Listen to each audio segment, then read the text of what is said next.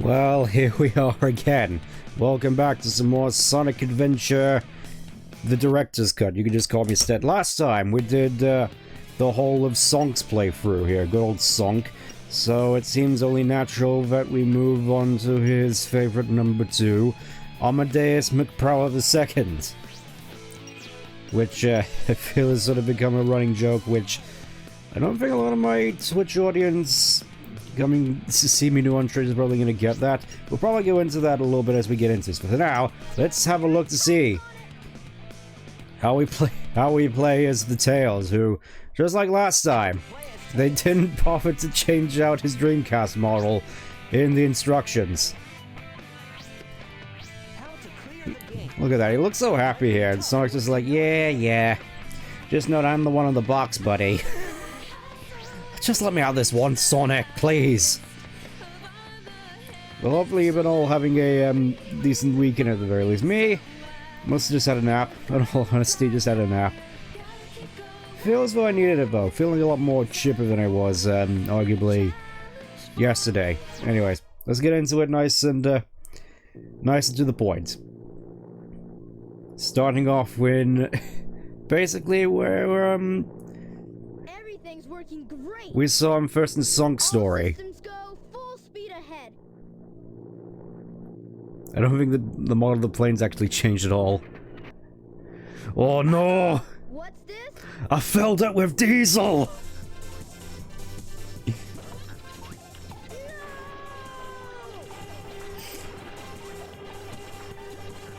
Tells the...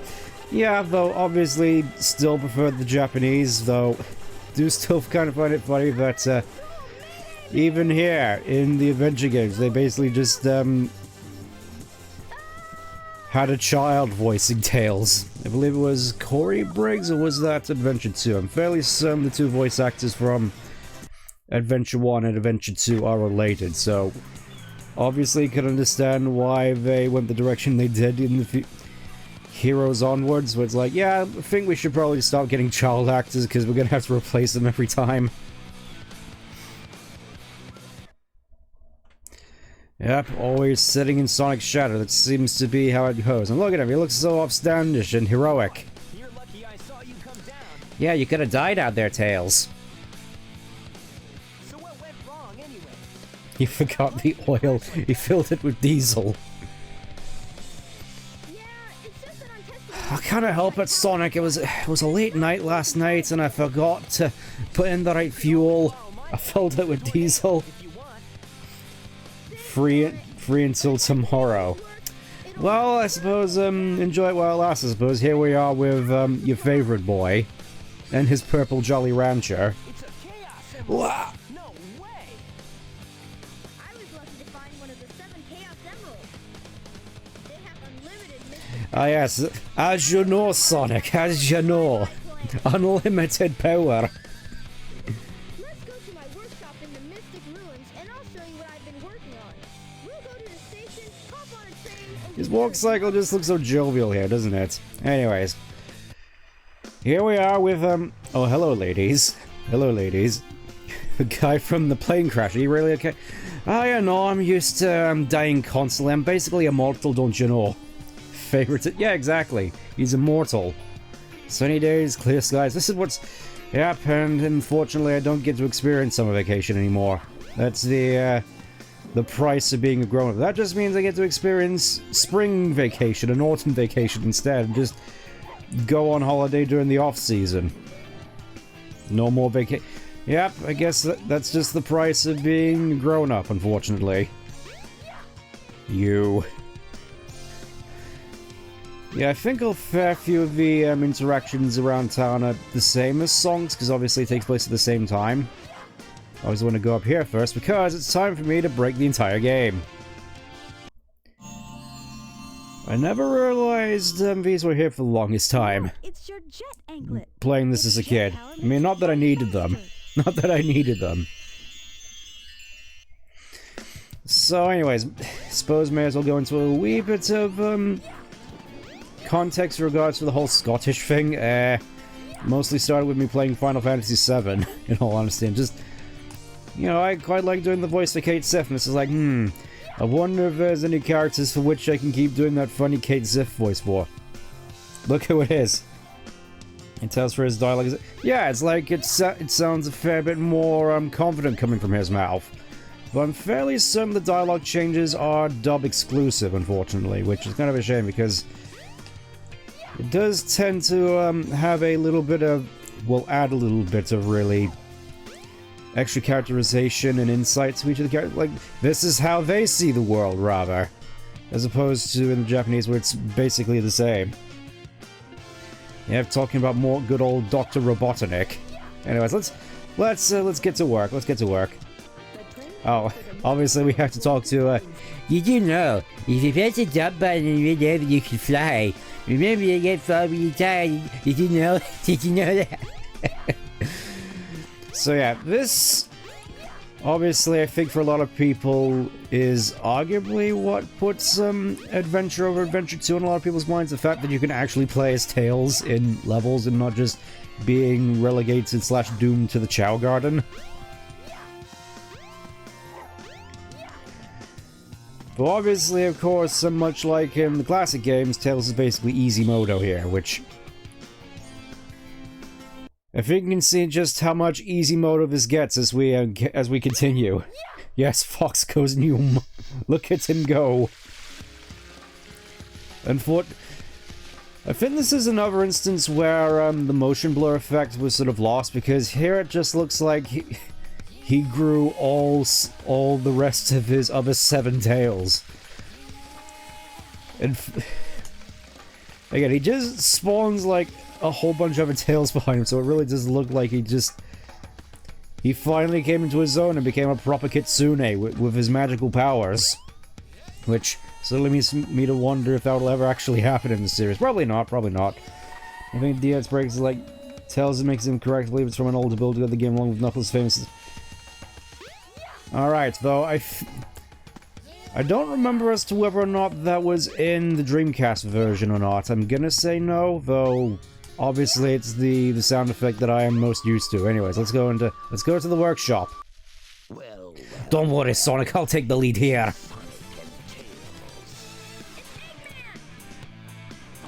Robotnik sounds so much more heated here as well. Just like, How dare you call me Eggman? Don't you ever call me that ever again, I'll kill you! oh yes, master plan. It's like Flynn wrote this. Because I have the master plan. Trouble coming from you. And look at that, Tails actually sounds like he has back talk, even though that wasn't in Sonic's story. What, Oh yeah, so unlike Sonic, we don't have the homing attack, meaning this might actually be a little bit of a challenge. And in saying that, we already have the power to fly faster than Sonic, so doesn't really matter. Oh, that guy's faster than Sonic! He's faster than Sonic, what? Eh.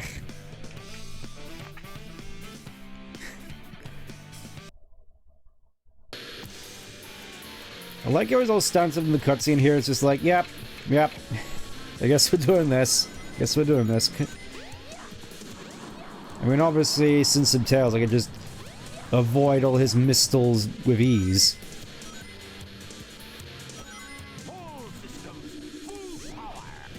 And, of course, unfortunately, you can't homing attack. I mean, we actually have to wait in order to get it. And it actually sounds intimidating for Tails here, what you do. Well, yeah, it's because Tails... I feel that's something that I feel has been slightly missed a little bit. Maybe it's just I'm seeing things that were never there. Given Sonic's more sort of, historical, mythological characterization in the Japanese, it sort of, paves the way for Tails being more sort of the... at least one of the more human core characters of the series, alongside Amy, in which, you know, he's actually got flaws and trials to overcome, aside from Sonic, who is basically just this huge aspirational / mythical character. Whereas Tails here, at least in theory, has the room to actually develop and grow. Again, in theory. And it's part of why I feel that Tails is one of the 2 characters I feel should probably be arguably the main protagonists, with Sonic obviously being the main focus of the story because he's on the box. Well, maybe, Tails, if you weren't holding it out 5 feet out from where your hands were, maybe this wouldn't have happened. Yes, unfortunately for you, Tails, you'd have yet to master telepathy, unlike me.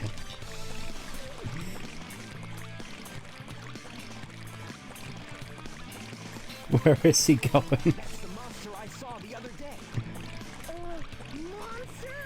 Monster? That's a very good question. Where was he going for all that? Just like, you know, hurry on to the workshop? Nah. Just as the stone tablets predicted. Oh yes, and you specifically, Sonic. Tails, I don't care about you at all. You weak little fox. Just the way Robotnik says that in these games, Dean Bristow, I always find it so funny. Yeah, once again, good luck getting planning permission for that, Doc. Was this me? Could you... Or was his head, like, not attached there? It looked like you could actually see into under his, where his model was there for a sec. Don't worry, I'm just gonna run in place for a little bit. We can't let that monster get any bigger. It could get ugly. You're right. Sonic, where are you looking now? What is going on? If we keep him away from more I say enjoying the heck out of it. Well, yeah. Sonic, let's find the Chaos Emeralds before Eggman does. Oh, aye, and once we... Actually, even better, Sonic. Oh, better idea. How about, once we find this next emerald, we just go up to Lava Reef Zone because Angel Island's over there for some reason. We just go up there, hit the Lava Reef Zone, and just toss it into the lava. And have done with it. It'll just be like that one movie where the two best friends travel across the countryside until one of them gets the ring destroyed. Tails, what are you talking? It's a proper movie, Sonic! It's a proper movie, it's 2003, we can talk about it now. You know, the one where they go up to the volcano and the guy gets his finger bitten off and then the ring gets his ring destroyed by some gangly looking creature. I don't know, Tails, you lost me, I don't read books.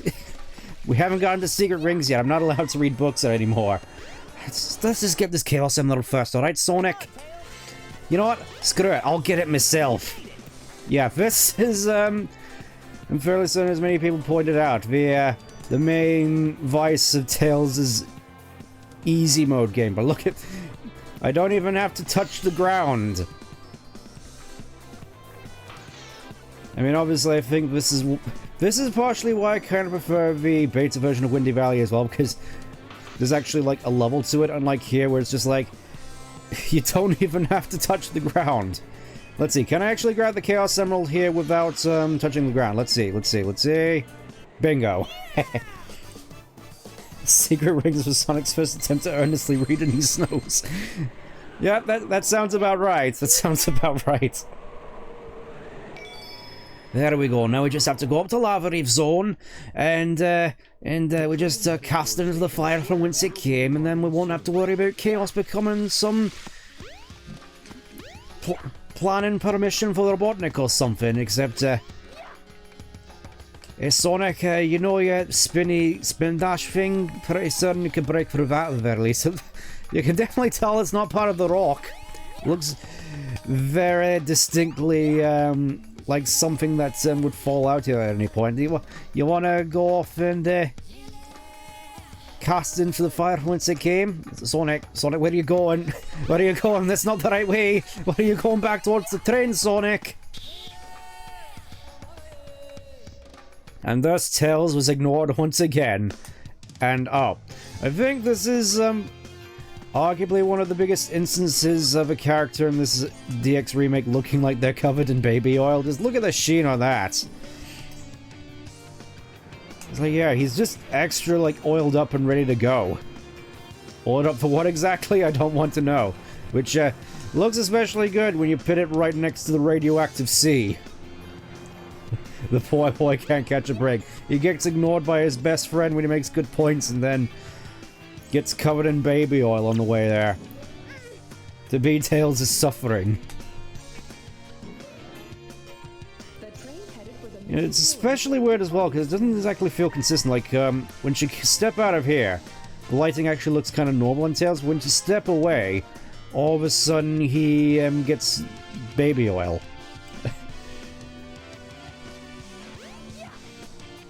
Oh yeah, speaking of which, there we go. Sonic the Hedgehog was added to the list. You better watch out. He's gonna find out. He's gonna find out. But yeah, I did admittedly, during the week actually try out on my RetroArch Sonic Adventure, the Dreamcast version, and while there were a little bit of texture mix-ups, especially with Sonic's eyes, honestly, I feel it played fine, and the 60 FPS thing didn't feel like as big of a deal breaker. I mean, the widescreen and the 60 FPS are nice, but playing it on the go, and having the Dreamcast version look the way it does, I don't think it's nearly as bad as a trade-off as I initially gave it credit for. Anyways, let's go into the casino. All right, Sonic, let's go gambling. Come on, Tails. Nope, straight to the garbage with you, Tails. What do you mean, Sonic? I did the special zone in Sonic 3 as well. We've both been at the slot machines. No can do, Tails. You're far too pure to be stuck in a place like this. I mean, obviously, we're still gonna have to shower afterwards. You know, considering where we are, but you're too pure to be led in by the horrors of the casino, my friend. Not until Sonic Heroes, in which case it's free. In which case it's fair game. And I do kind of find it funny. I always get the reason why we're here in the sewers as opposed to in the casino, because this is actually a level. But at the same time, I just kind of find it funny, just like, ah yes, Tails is the purest of cinnamon rolls and can't be allowed to gamble until Sonic Heroes. Alright, Sonic, we're on a roll now. Let's just go back to the Mystic Ruins, find our way up to Lava Reef Zone, and have done with it, okay? You know, we can throw both of these in there, just to be sure. Time to bet all the rings on black. No, Sonic, no! We have places to be.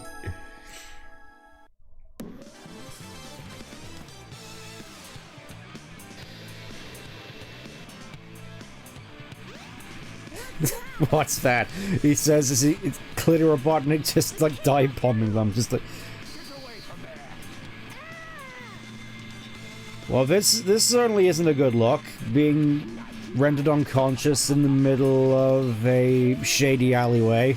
I imagine that not all of this is going to go well. I think maybe this explains the baby oil. Actually, maybe this explains the baby oil.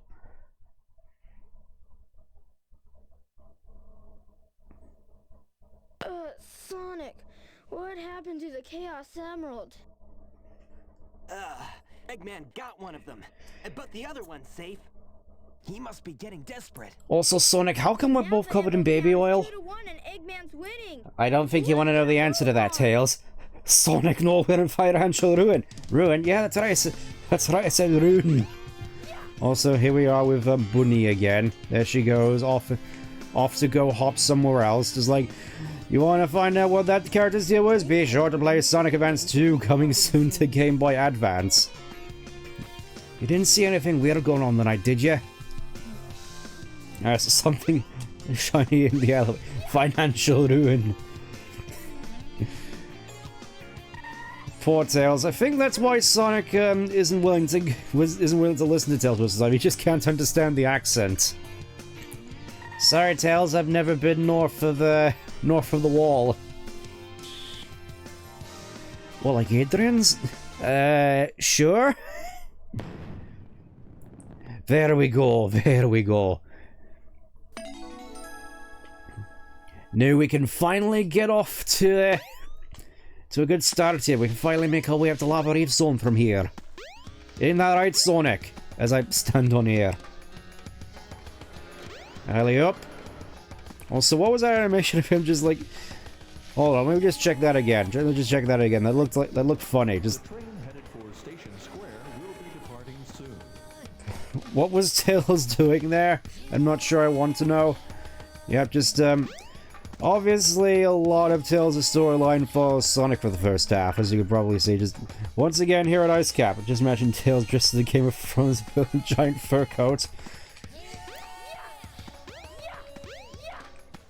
Tails, wait, hey Tails, where did you get those skins? Don't question it, Sonic. You don't want to know. Honestly, with the accent I'm putting on, it's only a matter of time before I start going into McQueen. I don't want it. That's like the only thing I know about Game of Thrones Season 8, outside of the stupid battle sequence at the start where they all just run out into the dark and get killed. Yeah, it's a shame as well, because I heard Game of Thrones is like this big, massive thing, and then never really had the opportunity to get round to it, and then I hear Season 8, and it's just like, oh, the series is just not worth getting into. Good to know, I guess. It's like, huzzah, and wasting my time with other things, I don't have to waste my time with this. Also, what is happening to the frame rate here?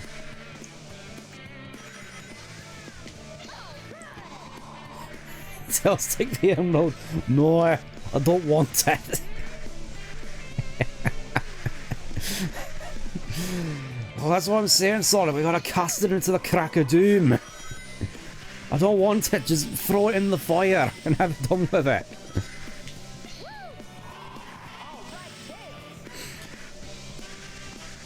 I'm not even sure if these bombing running bots can even hurt you, I realize. Also, can we, yeah, that's right. Just keep going, Sonic. Keep going, Sonic. I'm right behind you.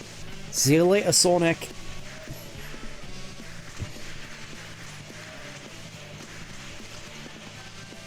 Yeah, I do imagine Tails having that sort of inflection to his voice, the AE, the infamous AE inflection. You know, same with Klonoa as well. Just bringing it to mind. But I think Klonoa's would be a little bit more strong in that aspect.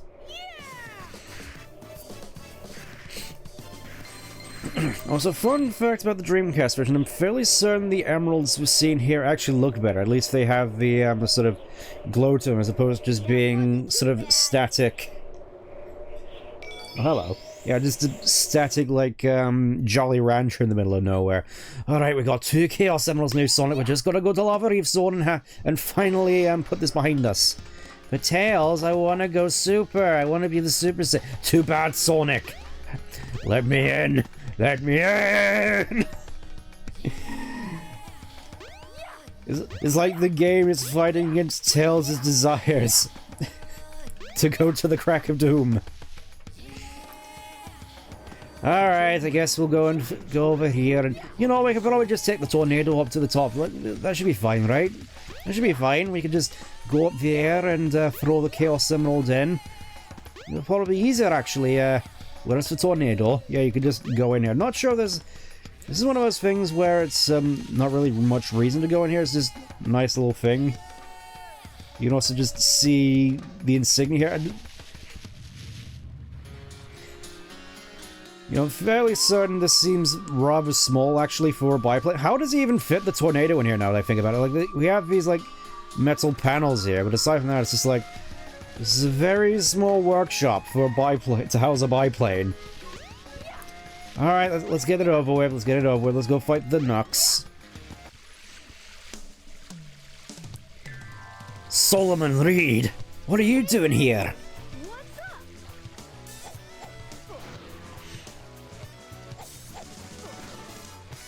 What are you doing? Yeah, why are you hitting me and not Sonic?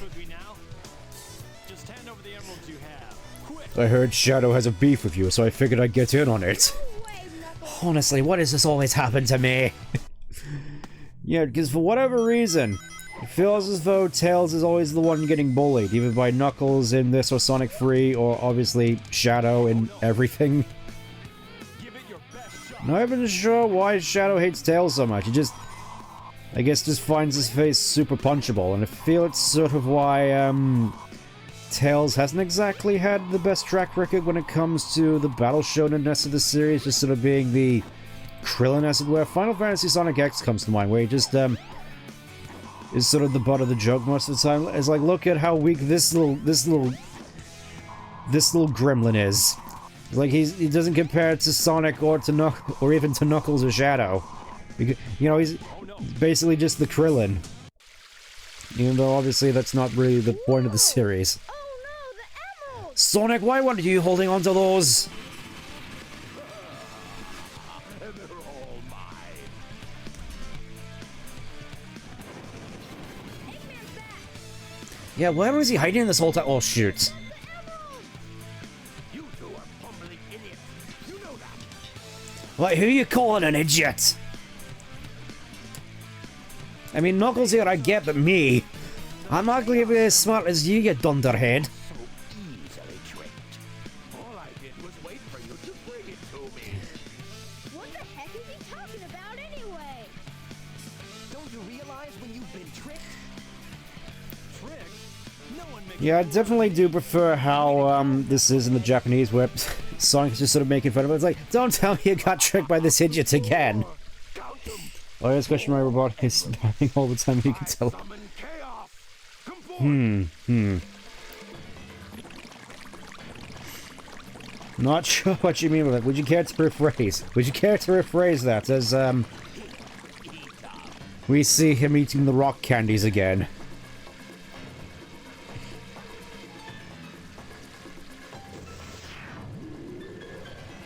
Oh no! It's changing again! We gotta stop this fast! Aye, we have to stop this, and before I feel compelled to just go over in a corner and cry, Sonic, help me! I summon chaos in defense mode. I mean, I do appreciate the dub actually changing the dialogue for each playthrough just to sort of make it a little bit more, add a little bit more variety we each go. It's something that I do appreciate at the very least. You know, even if the dub isn't all that good. It's like, it's iconic in how cheesy it is, but it's not good.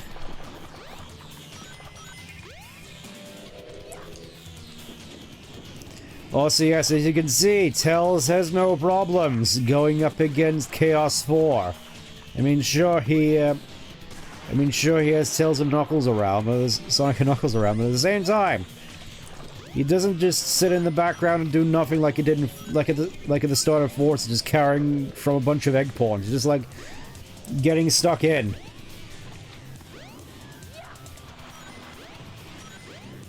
Because even if Tails is sort of one side of one half of the coin with regards to the more human protagonist of the Sonic series, I feel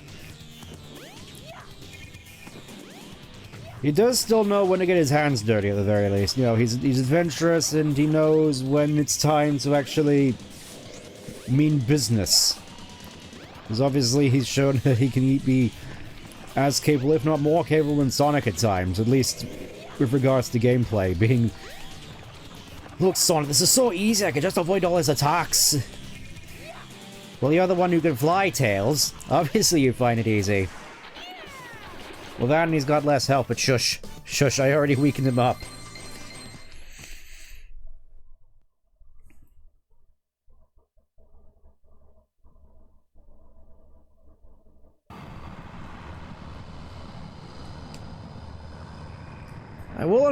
I will definitely admit, this I thought was quite cool.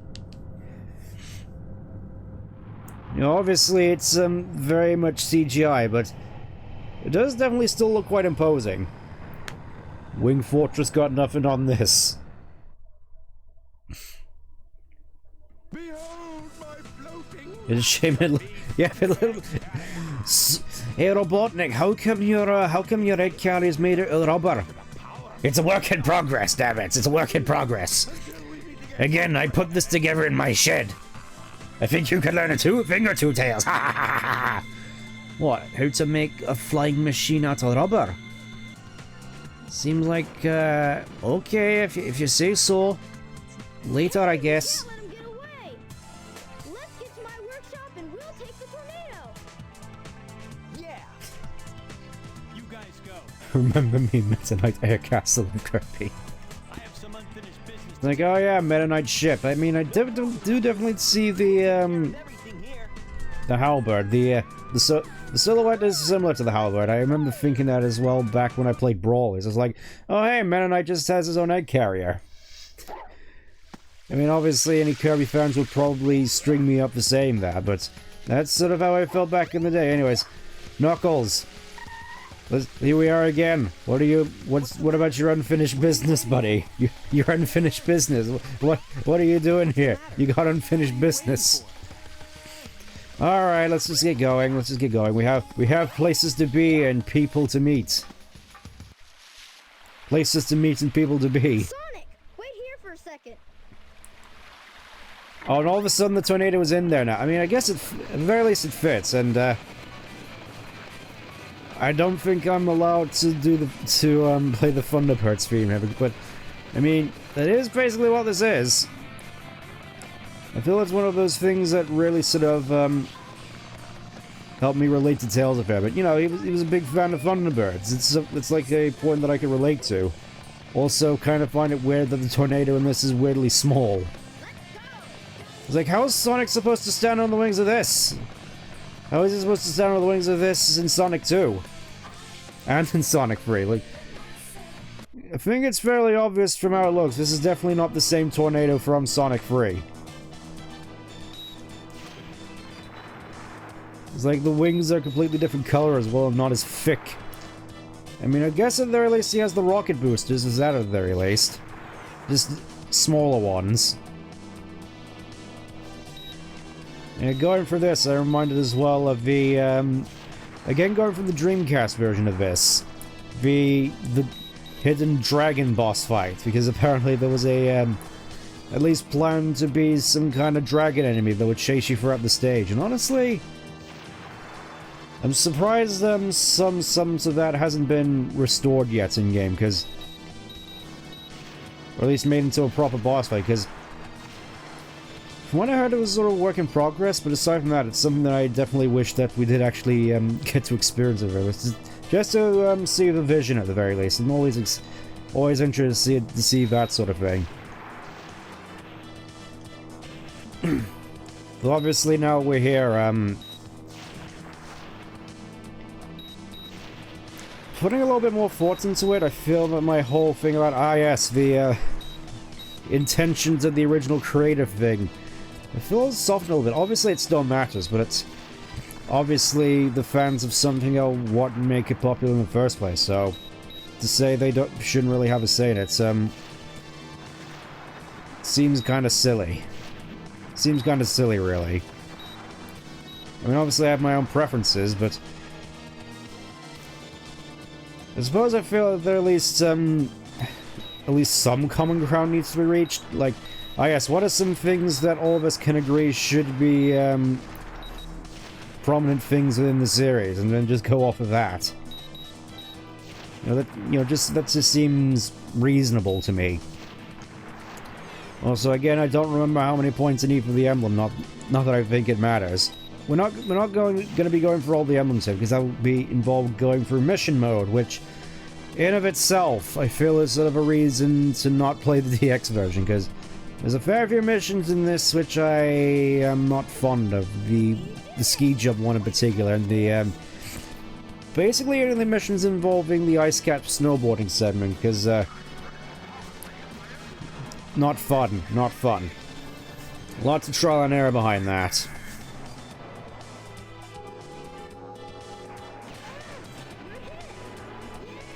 Yeah!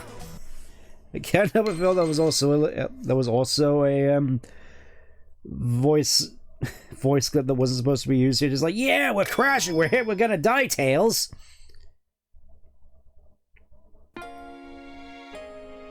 All around me are familiar faces, worn out places, bright and early for the daily. Oh! What was that?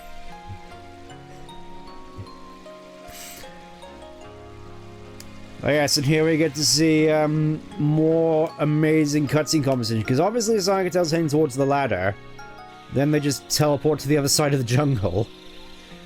And when I get the point here, it's like, oh, it's like a flashback to how Sonic and Tails met, where he just tagged along for the ride after being bullied in the jungle. Sonic, why are we... And then they just jump right off the edge again. Tails' face.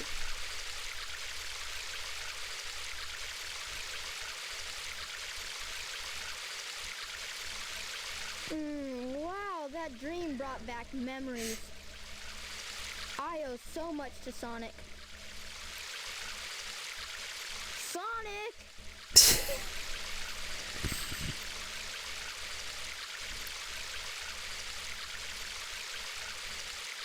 Oh, look.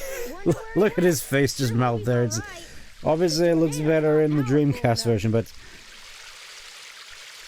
You know, I still can't help but find this version of Tails at least somewhat endearing, despite the baby oil. It needs a Chaos Emerald to work. Looks like I'd better find one fast. Alright, it's time for me to show the initiative. Sonic's been holding me back this whole time. It's time for me to be the hero for once, where I save the day and blow up the egg carrier and go home and have the credits roll.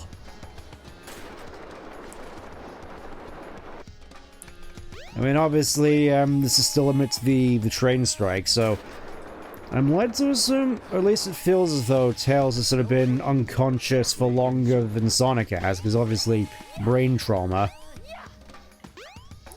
You must find the Chaos Emerald, but searching in the jungle is very... Oh yes, just telling us, yes, go to the jungly. So we'll go to the jungly first. I mean, it shouldn't be too difficult to parse things out. Plus, there's a couple of things that I kind of want to get here. Now when I think about it, let's go this way first. Oh, you know, a place like this with a mysterious temple like that, this is the perfect place to try looking for a Chaos Emerald, or, you know, emblems. Fairly certain there's supposed to be an emblem around here somewhere. Let me have a look. Alright, I think it was up here. I think it was up here. With this fella. Found a super large footprint. I know a huge monster lives around here. Perfect. Tails has the potential to have a solitary... I mean, he did technically already have a couple with Sky Patrol and Tails Adventure, which I don't think anybody played, actually. I mean, I wouldn't mind trying out Tails Adventure. Though, I imagine getting that to work may take a little bit of finagling. Again, it will be interesting to see at the very least. Let's go up in here and a whole 25 emblems. And just this weird looking shelf up here. Well, you'd think that might be something up here to pay attention to, but I guess not. Anyways, let's go over this way. Obviously, I know where the emerald is. Just wanted to get at the emblems. I don't know. With regards to spin-off games, even still with the series being as in bright of a spot as it is, I don't necessarily see them doing spin-off games ever, really. I think the most we'll get is like spin-off comics, and even then those won't be particularly interesting, I feel, because obviously that's an interesting little quandary I think that's cropped up with the more recently introduced Chaotix audio dramas, where they actually feature human characters in them. And it's like, okay, so I guess we're going with this. What does this mean with regards to... Oh. Well, found myself a nice strawberry Jolly Rancher. Let's do it. Hey, that's not yours. I was gonna eat that, you prick. Get back here. Gonna have to make like the French at this rate. Oh. Ugh. Well, yeah, just, with the fact that IDW was sort of strict on having a no humans policy, I do have to kind of find it where it's like, what does this mean for IDW? Is it going to be taken sort of less to heart? Is it going to be paid less attention to? I don't know. Part of me kind of feels that, especially with the nature of how the more recent stories are written, that it really does feel like the IDW run of Sonic isn't really long for this world, especially since I feel as though the sales figures aren't exactly inspiring hope. It's obviously just across the board. It's not just a Sonic thing, just Western comics in general. Sales are just cratering everywhere, which sort of leaves me to wonder. when they'll finally pull the plug and decide, you know what, manga's more profitable at the moment. Let's just make a Sonic manga, and hopefully not have Flumin or Stanley write it, because I don't think they've necessarily ingratiated themselves all that well. I mean, I know that a fair few of the fans still enjoy their work, though part of me kind of feels that's less and less, given I don't tend to hear much about the comics anymore. I know that's probably just me not being in those particular circles. That's sort of just the observation I've made. It feels as though the comics are becoming less and less relevant, to the point where I can't help but wonder when they'll pull the plug. Also, in terms of collecting emblems, this level I found to be quite annoying, because obviously in order to get a high score, you need to run through as many of these in quick succession as possible, which, as you can see here with these controls, doesn't always work out. I mean, obviously here our only goal is to get to the end, which I think, technically speaking, this is an actual unique level to Tails. I mean, I know you can go further to Sonic in the trial mode, but aside from that, it's like... There we go. You do gotta wonder what the significance behind these ruins are. I guess we're just not gonna... We're not gonna go into it, I guess.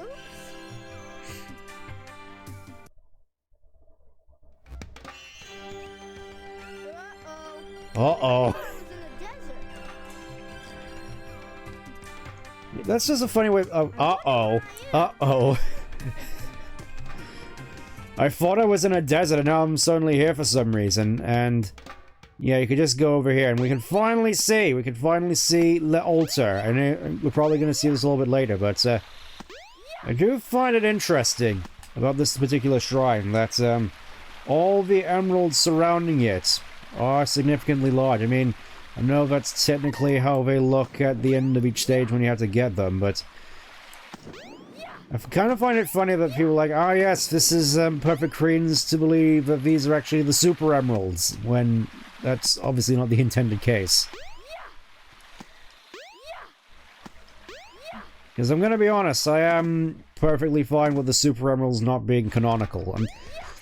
Mostly just because I really don't necessarily want the series to sort of devolve into, you know, Battle Shonen... I was trying to think of the thing. Power... No, not Power Drain. Not Power Drain. Power Vacuum... No, that's not it. It's like... I keep mentioning this all the time with Pokemon, and... It just slips my mind constantly. Just... One of those things. Hold on, let me just check. Let me just check.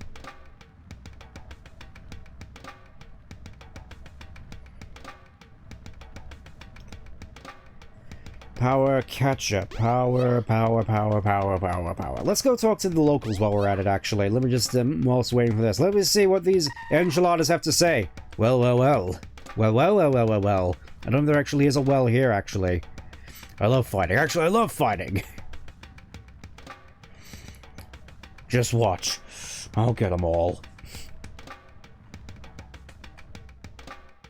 Of power creep. That was it. Power creep.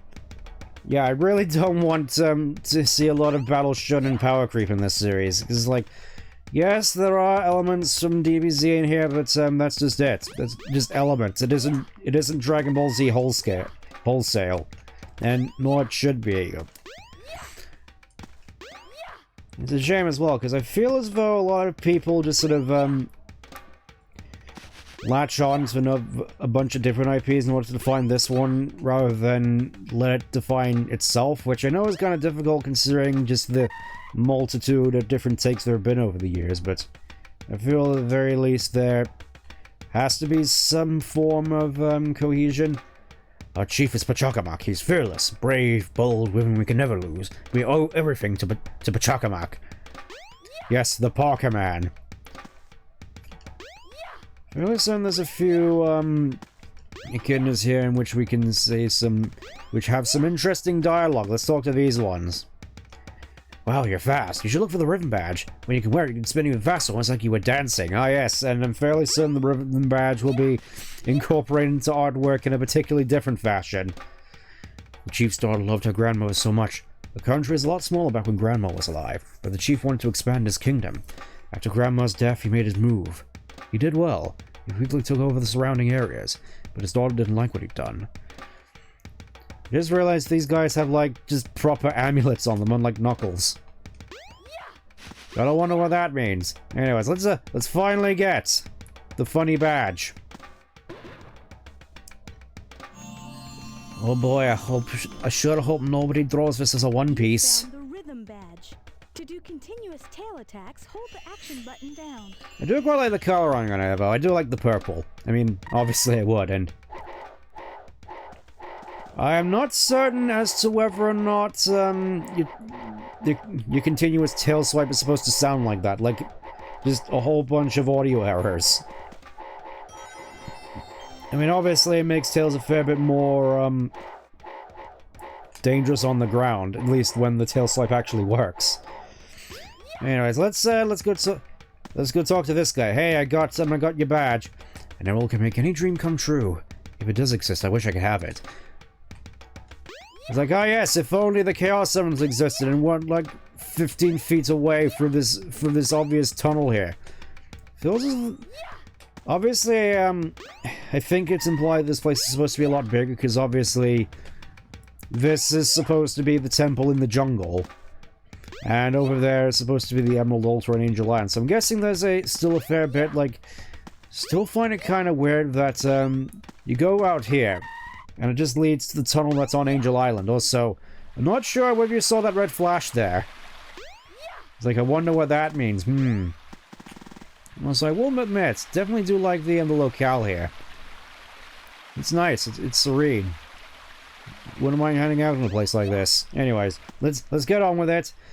There's a reason I decided to pick Tails first, even though he's so similar to Sonic, and it's her. It's her. We're finally meeting her again.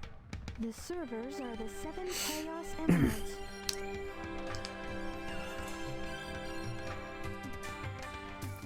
How come I feel as well I've heard your voice before somewhere? What were you saying before? Huh.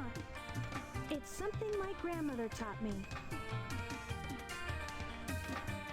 I'm never to forget it. Knuckles got... No. The servers are the 7 Chaos. Chaos is power. Power enriched by the heart. The controller is the one that unifies the chaos. I have heard that so many times in many AMV's music remixes and general sort of battle shonen fan animation to this series. It feels as though it cannot be escaped, even though it feels as though we barely ever hear this prominent phrase anymore. The last time I think I remember it being brought up was in Archie. Well, that's nice. My name is Rude flash of light. I didn't even get to introduce myself. Wait. No. No.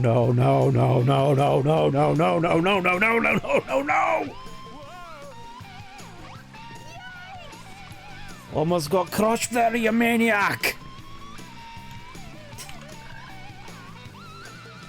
Sonic free sound effect.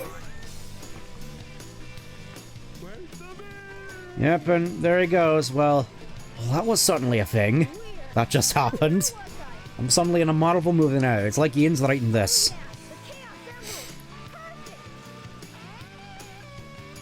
No idea why I was just floating off to the side there, but it doesn't really matter. I guess I still have to master this whole telekinetic thing that Revolting was talking about. And then maybe I can finally surpass Sonic. Only other place to go is up to the workshop. You finally got an emerald. You must hurry and finish the tornado. What have you got to say about the matter? When are they going to start treating me like a real part of the group? Yeah, I know how it feels to be left out and feel like you're part of the B team. Anyways, let's do this. Let's do this. It's time to fly.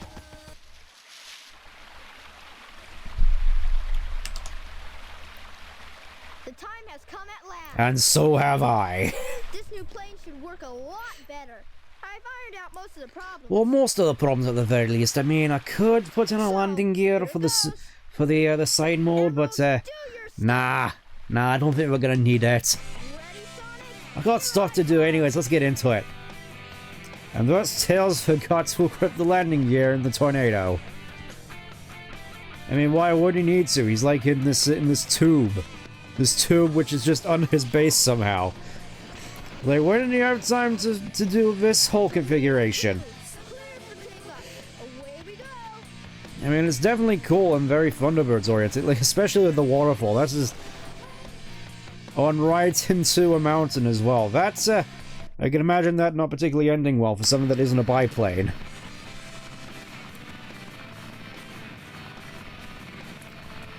There you are. Get ahead. I mean, I had to turn around after 5 miles because I saw you flying up here, but whatever. I finally got you now. What's he doing standing next to a capsule? Open it, you dunny. You're gonna just leave those animal friends in there? Oh wow, cool plane. Alright, see you, animal friends. Sonic, why don't you just leave those animals in there? What animals, Tails? We got a cool plane now. Honestly, not a big fan of the blue though, but I can complain about it later. You always have to cramp my style, don't you, Sonic?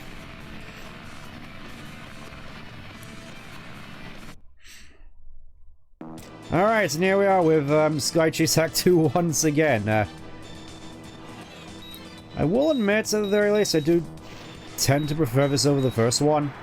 Most just because of the more stylistic aspects. I mean, you got the boss fight at the end, you got the cool transformation. It just feels a lot more memorable compared to the first one, where it's like the main memorable thing is just like, oh yeah, they just flew around like mosquitoes for a bit and then got blew up by Robotnik's Final Order Death Star Ray. Because apparently Robotnik is part of the Sith Eternal now, whatever that is. I will admit I didn't actually watch The Rise of Rey.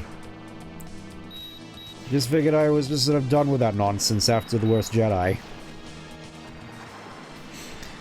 You know, I can't even remember the last time I've watched a Star Wars movie. That's how bad it's been.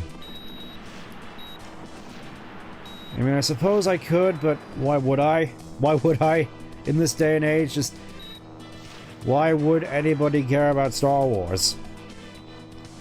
And yeah, I know that The Witch is gone, but nothing's gonna change. It's just gonna be her her cronies in charge, so it's just... this is gonna be the same until, I don't know, they just run out of commercially viable options. It's just like, well, I guess we tried everything, so I guess we're just gonna have to bury it now. Anyways, yeah, we're sitting this now. Hey Sonic, check this out! I've even incorporated a robot grabby hand so you don't get flung into the void.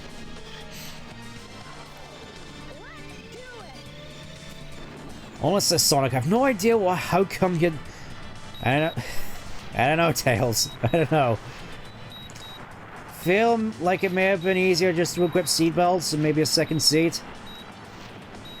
I was in a hurry, alright, Sonic. I was basing this off the original biplane. And obviously in this configuration I couldn't have you setting on the wings at any point, could I? Like the physics in this game. What physics, I do have to wonder. Like character physics, object physics, momentum physics, because that's certainly off.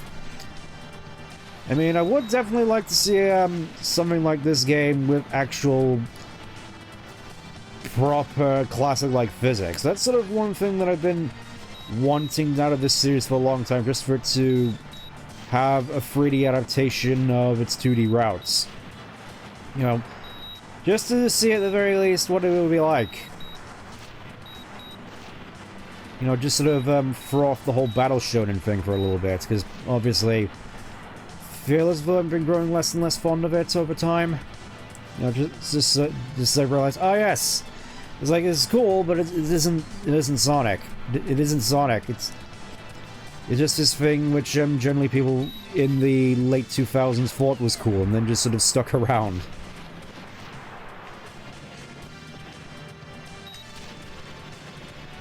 Okay, I don't think there's anything for me to lock onto, so I could just spam the A button. Part of me kind of wishes there was some kind of turbo mode here. Also, there you go, in your own time, in your own time. There we go, we win.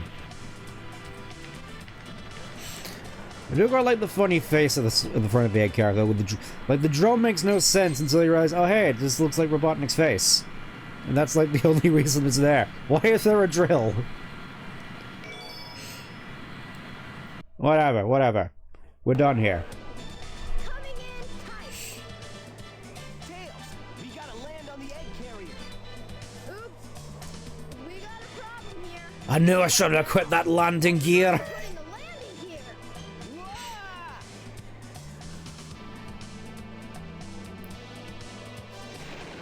Ah, there you go, Tails. Another happy landing. Wow, this thing is really huge. Oh, sorry, let me just put that away. We gotta find Amy, son. No more fooling around. Sonic, we gotta find Amy. At least I'm assuming that's why we hit her. Let's get busy. Here we go. Yeah, I will admit, despite having no landing gear, made it on here perfectly fine. I mean, it seems flyable at the very least, so we can probably just come back here once we're done. Or, you know, not. Just leave the tornado here. Yes, you specifically, Sonic. I don't care about whatever foxball you have. How about I give you a little sample? Ah, yes, a little sample, a little bit of cheese on this Ritz cracker.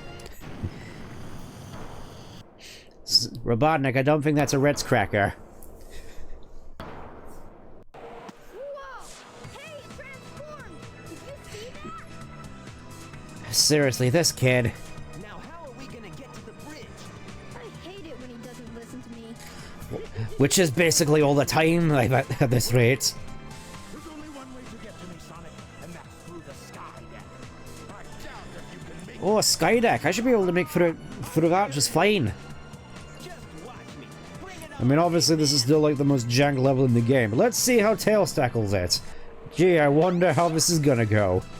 So, this must be the sky deck, huh? Oh yes, this sky deck. Get to me for the sky deck. This must be the sky deck. This is the sky deck. It's like I feel they didn't need to point that out to us so frivolously. Anyways. Yeah, this is another level Tails can just sort of trivialize. It's like, cannons? What cannons? I mean, it's safe at, and then I'm gonna immediately just embarrass myself. Also, just realized with the little race indicators at the bottom there, they didn't even bother to change up the icons from the Dreamcast version either. It's like, what's the point?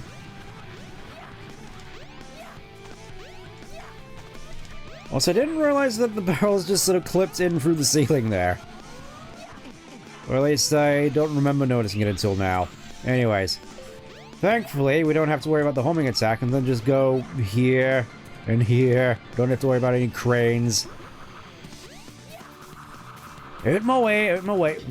What do you mean the invincibility doesn't kill those things in one shot? Also, no spike balls here. Let me just check. Can I make it to the goal from here? The answer is yes. Yeah, Tails easy mode doesn't quite cut it, I feel. That wasn't too bad. Yeah, that wasn't too bad. Tails! Tails, I'm stuck. Ugh. I'm guessing that was supposed to be a yawn. We should check out the bridge. Yeah, it just feels like another funny sound effect. Also, yeah. Still find the robot maid so funny. It's like a little detail that you never see Robotnik go with anymore.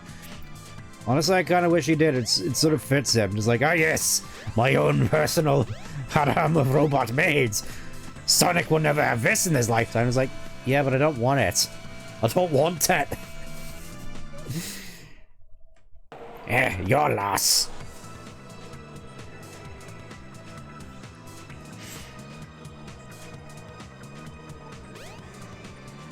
Here I come to save the day.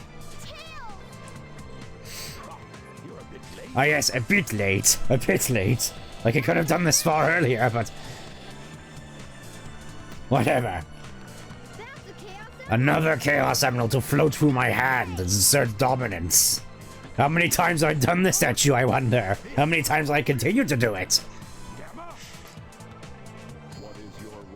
Gamma just here now. Again, just far less cool introduction compared to Sonic stories. Just like, yep, I'm here now, I guess. Just sort of T-posing.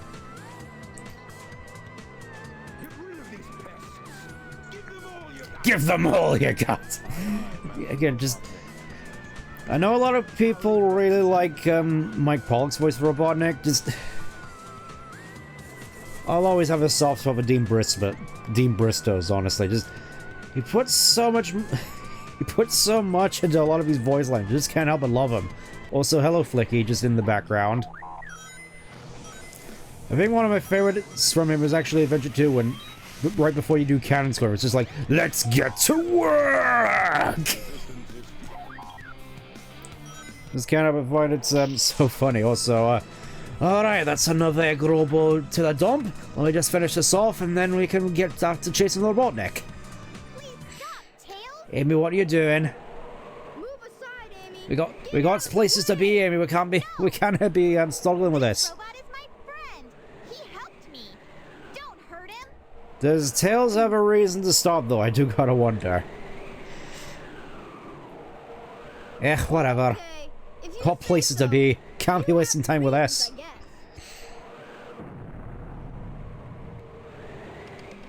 Hey, this ship is losing altitude. Oh, the horror! Hurry, Tails! Take Amy and get out of here! Well, what about you? I'll find Eggman and put it... I yes, put a stop to his evil ways. I'm finally gonna do it this time. Just watch me. Well, you know, I'll just slap him on the wrist, I guess. Like I normally do. According to Ian. Also, what's going on with Amy's eye? What is... Amy, what's going on with... Oh, no. What's going on with Amy? Just like, dress, eyes, everything's going wrong.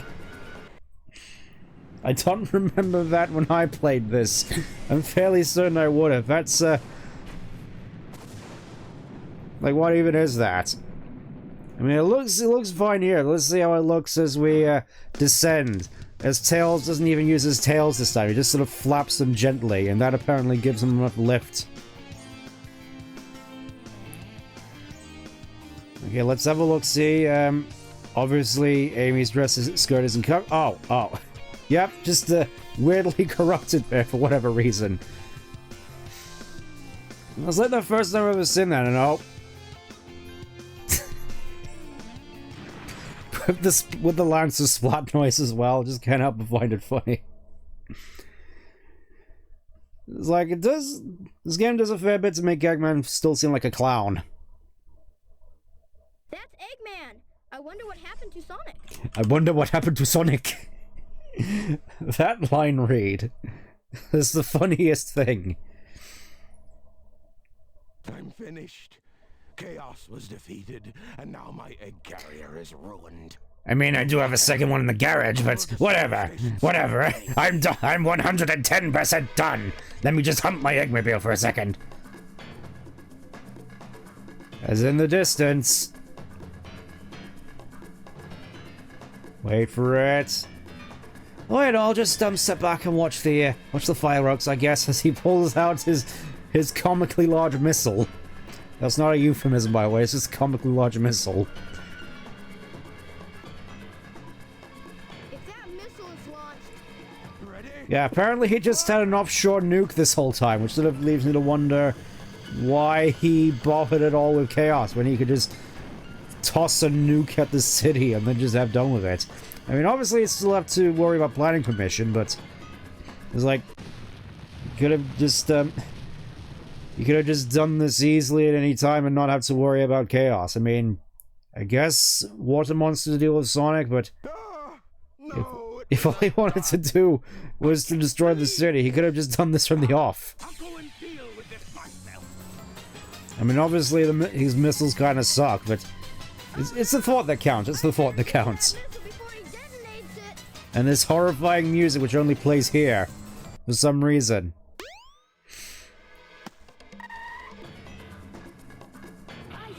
And now it's all within my reach!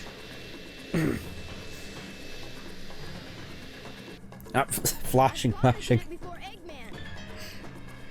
The fate of Station Square depends on me. Sonic. Actually, you know what? I'm pretty sure after a heinous crime like this, Sonic would just slap on the rest and send him on his way again. But I can't do The that cycle of pain and suffering's gone on long enough. It's time for me to bring an end to it. I know I can do this by myself. Okay, Eggman, bring it on. Alright, Robotnik, your hours are numbered. Get over here. You think you can keep up with me? I guess find the missile before Robotnik. Which shouldn't be too difficult, because obviously jet anklets. Meow meow meow. Meow meow meow. I will admit this is definitely one of the more fun stages to play through as Tails, even though, once again, he could just trivialize the level design. I mean, there's a lot more bottomless pits here, which normally I'd complain against, but I feel with Tails here with his flying, it isn't as big a deal. I mean, the platforms are pretty big. It's not like precision platforming here, and there's a whole bunch of dash rings in order to boost you on your way, so don't think this is necessarily as big of a problem here. It's like, a stage like this actually probably works for Tails.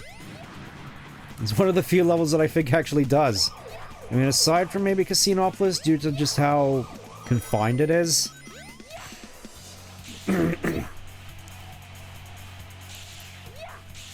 mean, obviously you can call this level design or not, but hey. I think for Tails, it works as a, you know, nice little final challenge. Tails speed. Well, again, making it through these levels as Tails is quite easy when you know what you're doing. Yeah, that wasn't too bad. He says, just casually disarming a missile. So you beat me to the missile. You beat me to the missile. I'm so sad. I will make you all pay for this. I just happen to have this in my back pocket.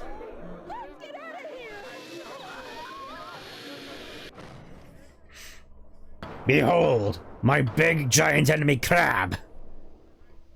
You fool. Away, before I make mincemeat out of you. Mincemeat. I'm not scared. Alright, Robotnik. I can do this. You've been enacting suffering for long enough. It's time for you to finally meet your end. With the weird shadows here and Tails hyperventilating, whatever. And this is also the most prevalent case of Robotnik's get a load of this we'll ever see. It just keeps going at it.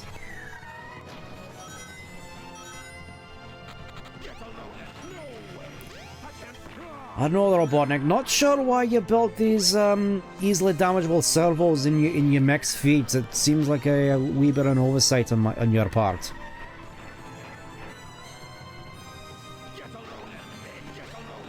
And he even cuts himself off for saying that, get a load of it, get a load of it.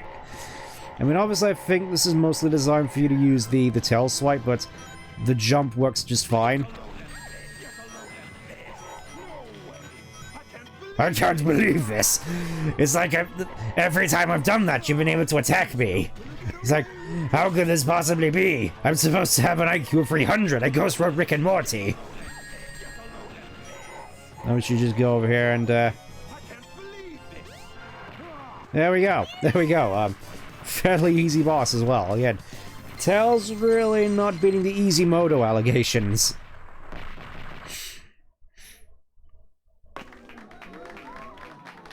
I did it. I actually killed a man. Why are you all celebrating? A man is dead here. I killed him with my own bare fox hands. I can't be seen in front of people like this. I need to go. I need to go and think about what I've done.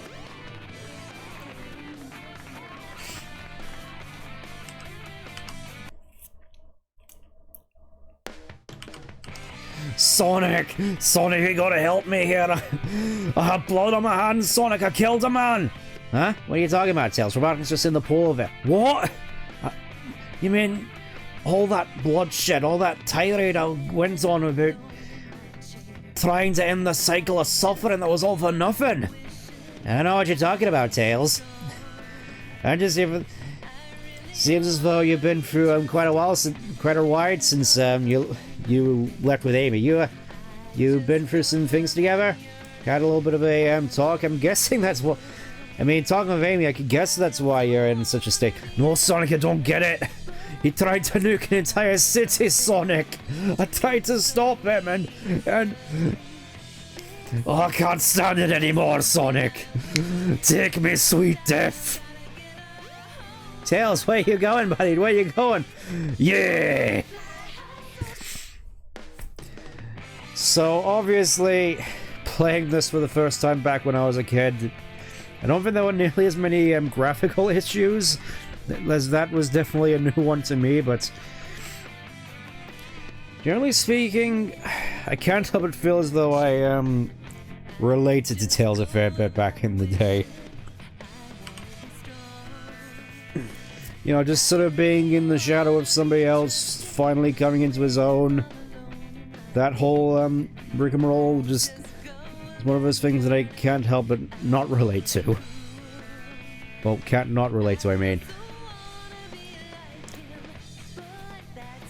Looking at the time, though, I think this took a fair bit longer than I was anticipating, to be really honest.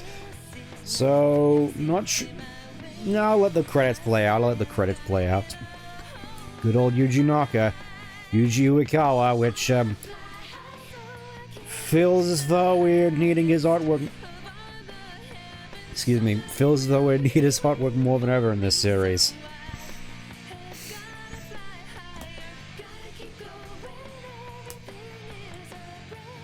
Just want to check something real quick.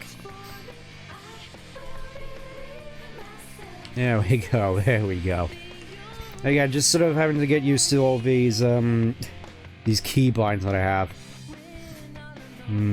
Yeah, that looks about right, that looks about right. And honestly, with regards to Tails, the more I think about it, the more I can't help but feel sad, all things considered. Just given the nature of... Oh. Him just... How do I word this? Just... I feel particularly with the characterization he had in the 2010s, where he just went from just being the generic sort of Jimmy Neutron figure to basically just being whiny and helpless in Forces, and then whatever they're trying to do with him in Frontiers, which is like unwildly inconsistent. Just have him there crying about it instead of, you know, actually doing something to fix it in his normal Tails way. I don't necessarily have much faith for him in the future, I'm gonna be honest. It's like, I know a lot of people are excited, it's like, oh no way, Tails is fixed in Frontiers, and he's like, good now. I just can't help but think, is he though? Is he really? Like, he's here just sort of making OVA quips in Crossworld, and I don't know, it's just still get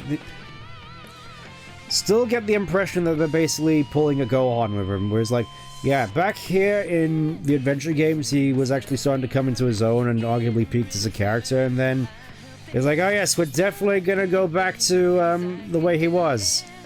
We're definitely gonna do that, and then just not actually doing it. They're just saying they're doing it, if that makes sense. It's one of those things where it's like, either you just commit or you don't. Just don't lead us on with empty promises. That's all I can ask for. Oh yes, Sonic Team. One word. Sonic Team. I will say that is definitely quite the imposing shot at the very least. It's like, you know, they actually gave Tails stuff that made it feel actually earned. And I don't know, for some reason in this particular, obviously still Dreamcast, for some reason here I thought that Tails was wearing lipstick. No idea as to why. Anyways, enough of that. Memory card.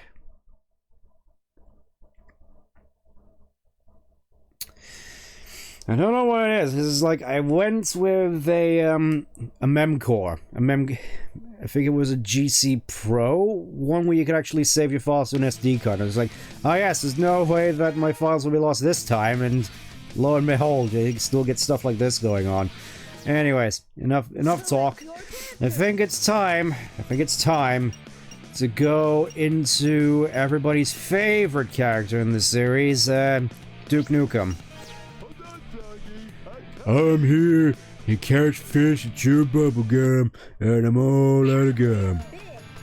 I mean, we'll give him this. Big's player model looks mostly unchanged compared to the other ones. The changes feels less drastic.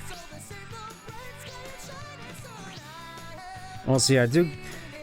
Well, I mean, I do definitely still enjoy his theme at the very least. Catch his friend Froggy. Press down on the control stick as soon as the fish or froggy bites the lure to hook it. Tip 2, yes.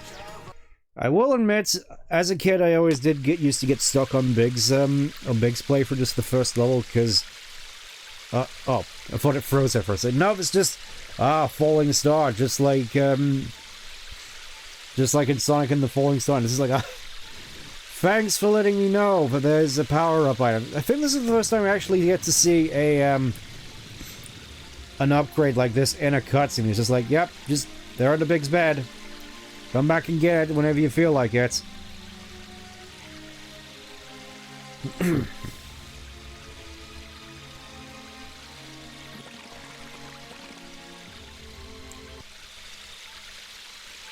Nice little horror movie segment there. Big special move, Hook. I also find it weird that he just sleeps on a wooden bed, no covers or anything. I know it's the jungle and it's quite human, but sure, at least something to fend off the spiders. And the leeches and whatnot, considering he's like in a pond. I mean, surely you have to worry about leeches. He even has a mailbox here. Why would he need a mailbox? Why would one need a mailbox in the middle of the jungle? I just realized also, that is a very, very specific looking tail.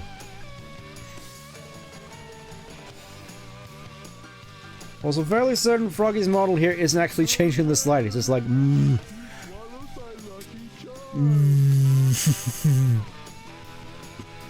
Yeah, somehow he just swallowed an entire Chaos Emerald.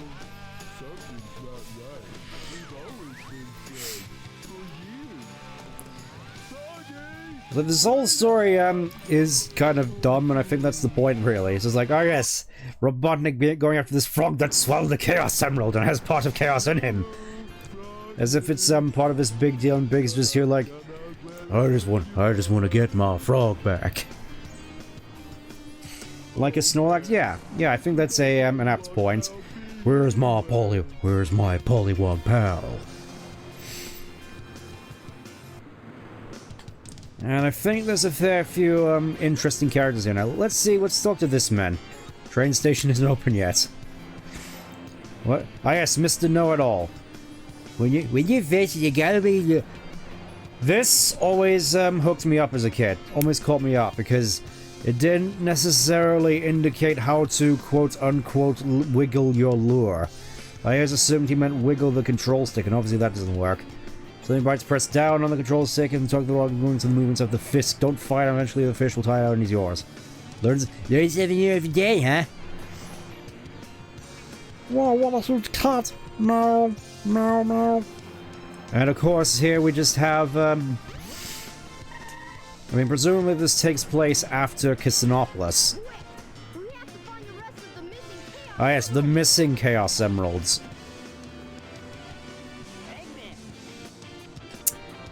Very, very insightful commentary, Sonic. Much appreciated. Anyways, I want to go down here because Big arguably has the most power-ups in the entire game, mostly just down to lures. They're obviously not necessary for completing the story, it's mostly just for emblems, but I'm going to be getting them anyway because I like them. Never actually seen a Big the Capital. I mean, I have. I mean, I'm fairly certain there was one release to promote some Sonic Adventure Pack in sort of like the late 90s. But I think aside from that, we don't tend to see much big merchandise. And I'm gonna be honest, I'll just say it right here, I don't dislike Big. I mean, obviously, the whole thing about him being this sort of savant, as it were. Not sure how I feel about it, to be honest. Not sure how I feel about it, because I feel it sort of doesn't really go into the point of Big at all. There he is. I think this game really puts Big, let me rephrase again. Really sort of emphasizes what sort of character is the best, because you got this whole epic adventure going on with Sonic and Tails and Chaos and the Egg Carrier and the quest for the Chaos Emeralds, and then you just have this random cat wandering around looking for a frog. It's supposed to be like a joke. It's like, this guy has no reason being a part of this epic tale, and yet he's still here anyway, because that's the joke. That's the humor about it. He's completely oblivious to the grand ramifications of the tale he's been caught up in, and getting his tail caught in the elevator doors. I do appreciate that they put a little detail. It's like, yeah, we can't really fix the elevator coming down on Big's tail there, so let's just put in a voice line to sort of poke fun at it. That's the sort of character Big is. You know, he's supposed to be just some random guy who wandered into the story. That's the joke. Whereas now everybody's just like, oh yes, he's either like the dumbest mother fluffer in the entire series, even though that title should be going to Storm, or it's just the strongest character in the series and a hidden drunken fist savant, whatever. Which, I mean, I guess is kind of cool, but sort of feeds more to the battle shonen aspect, and I'm not sure whether or not that's the most fitting for a character like Big. I mean, and here we are with the fishing. Hopefully this shouldn't take too long, because obviously, how to wiggle your lure? You just tap the B button. That's it, and then just like that, Froggy's on the leash, and thankfully Froggy is arguably the easiest fish to hook up. All the other fish in the around here are usually a lot harder to catch, so I do appreciate them at the very least making this as quick and painless as possible. That's it, come to daddy. Yeah, with Crocs. I mean, I do gotta wonder what's up with Big's shoes, actually. Are they supposed to be sandals? Because they're a different color to the rest of his body, so does this mean that they're actual shoes with, like, bands around them? Or does Big just have, like, dark purple feet and the whole blob feet, theory is actually correct? Because I know a lot of people aren't exactly too fond of the blob feet. You know the ones. Also, here we are. From what I recall, Big is arguably one of the worst handling cart races in this, if I remember correctly. Oh, never mind. I guess wrong. I mean, I do like it funny that they gave him an extra big cart for this. And we use a special Dreamcast controller.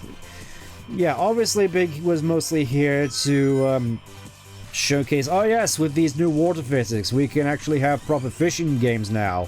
Like SEGA Bass Fishing, which, honestly, in that regard, I'm gonna go into it now, because I've been sort of waiting to get into this in all honesty. Big, for me, sort of really sits in the same sort of realm, character-wise, as Silver. Where it's like, this character was mostly introduced as a means of showcasing off, the more sort of technical aspects of the game, with obviously, Big with the water physics and the fish AI, and Silver with the Havoc physics engine, basically. And in that sense, I still get the sense that, just like Silver, Big isn't necessarily a good fit for this series. I mean, I will give him this at the very least. I will give him this with Big at the very least. With Heroes, they did find a way to make him fit more, by basically just, using his size to an advantage, where he's basically just a massive pinball. And that's really the whole thing, the more sort of pinball aspect, which I feel a fair few of the characters can still adhere to.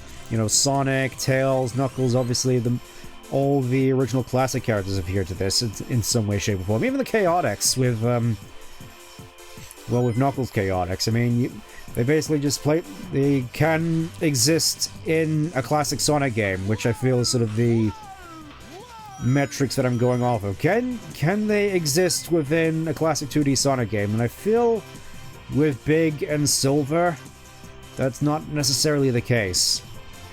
I mean, at least without completely warping Silver in a way which completely just drops the whole physics manipulation puzzle platforming aspect, because I feel that's sort of the game that Silver suits best in.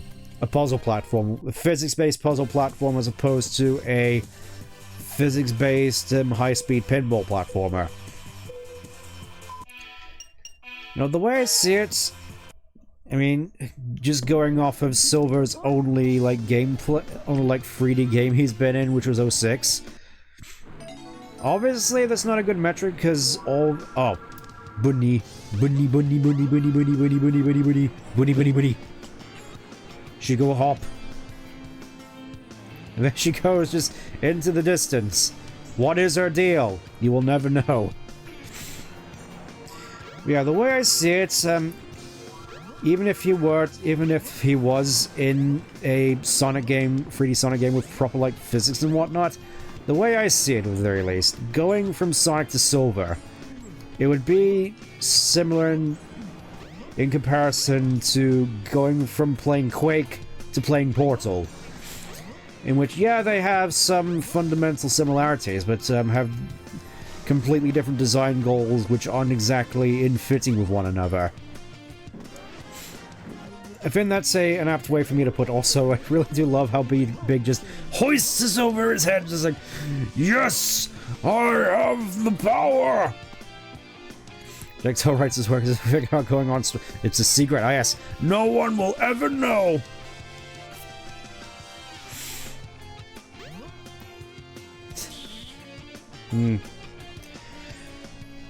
So, what was I getting back to again? Oh, yeah, Silver. The way I see it, I think most people nowadays tend to sort of, gloss up Silver a whole bunch, mostly due to the battle shonen aspect. Like, oh, he's so powerful, he could, like, one-shot the entire cast, and that's part of the problem, isn't it? It's like, what... You know, what's the use of a character that just wins every single time? Where's the intrigue? Where's the interest? Where's the story? The big guy, he jumps for... Yeah! We'll give him this at the very least. Big definitely does have... Can definitely jump high with those stubby legs. Yeah, I feel just from a battle shonen standpoint as well. Silver is a poor fit as well, because obviously a lot of the rest of the cast is based a lot around high speed and movement, and Silver, obviously, with his psychic powers, can very easily counteract that by just grabbing them like he does in his own boss battle. Didn't I see a green-colored stone somewhere? It's just like his powers don't necessarily feel compatible on a battle shonen standpoint with the rest of the cast, where... If that makes any sense. You know, it just feels like it would be a little bit too broken in that aspect, and that's really sort of the problem. Because obviously, Silver does have the potential to be so powerful, at least according to the fans, that I feel as though he'd most likely just render a fair bit of the already existing cast redundant, which I feel is sort of why they've been avoiding really doing anything with him outside of side games, to be honest. Because, like, yeah... We've created this character that's really insanely overpowered and really is the sort of the embodiment of power creep in this series. I don't think power creep can even exist with Silver in it. He's that broken. At least in theory, on paper. So best thing they can just do is just sort of relegate him to the background. And honestly, I feel as though they'd be better off just cutting out the middleman and just writing him out altogether. I don't think he's I think even Big, actually, I think Big is actually a better fit for the Sonic series than Silver is. Because at the very least, they were able to make his moveset work in a proper, like, high-speed platformer, sort of, depending on how you view heroes.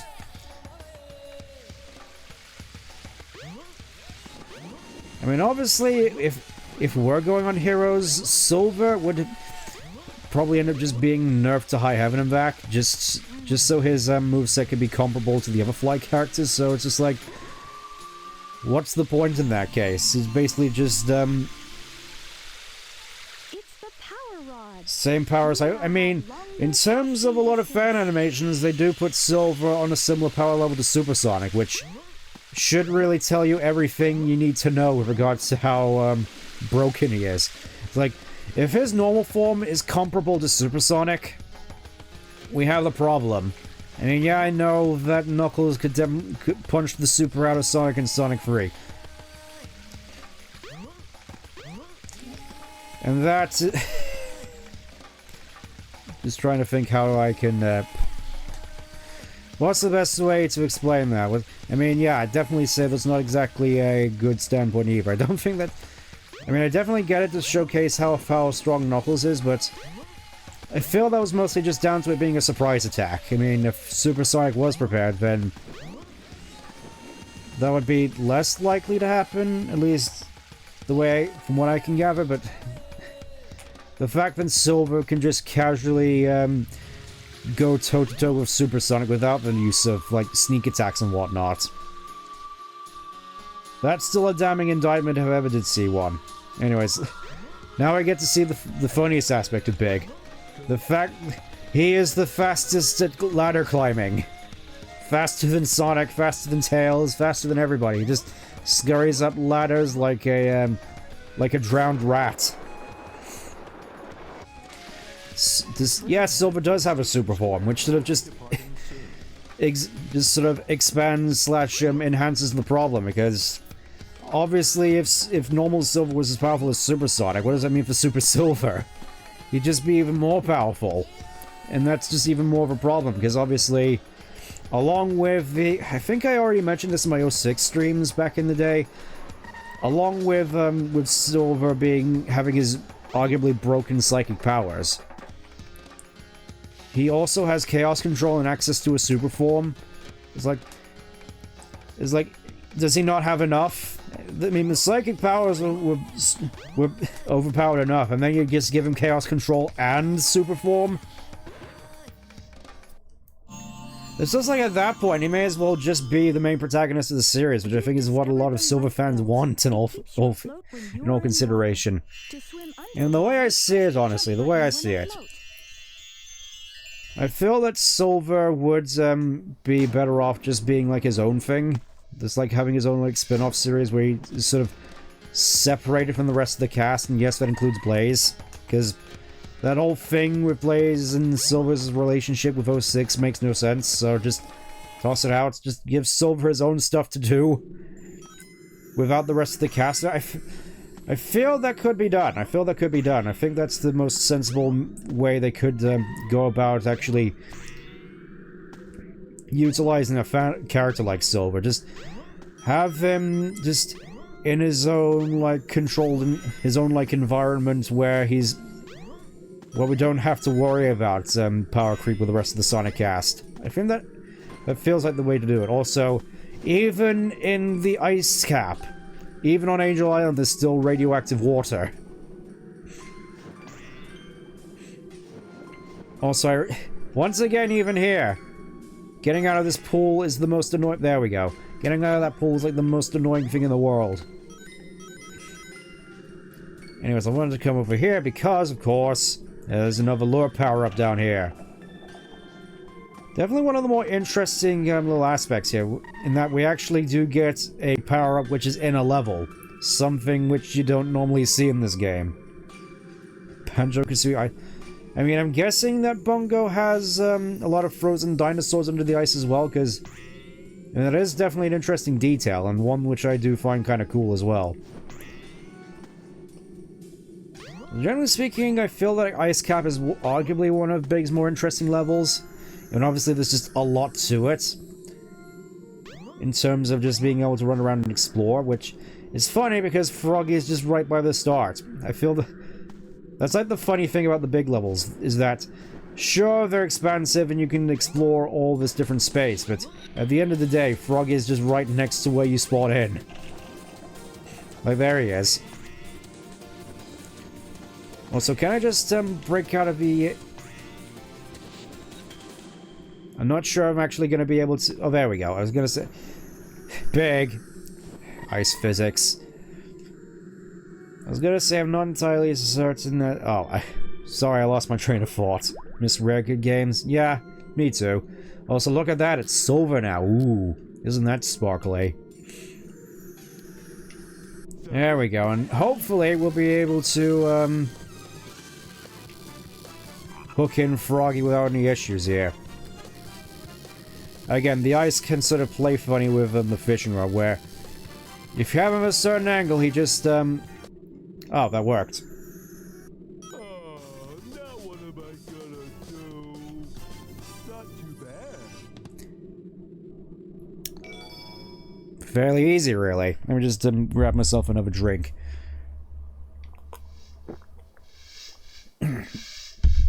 Another thing I'll definitely say about Big Story. Mercifully short. Big as a character is more powerful.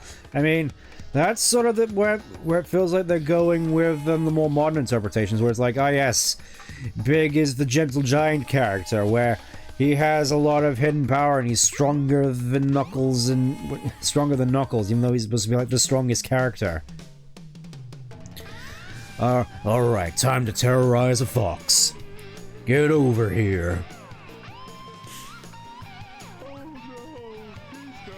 You better release my little buddy or I'm gonna rip off your head and do unspeakable things down your neck.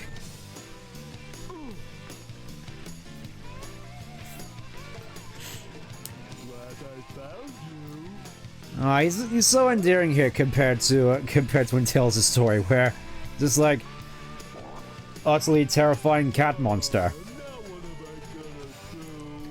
Yep, the chase is still on.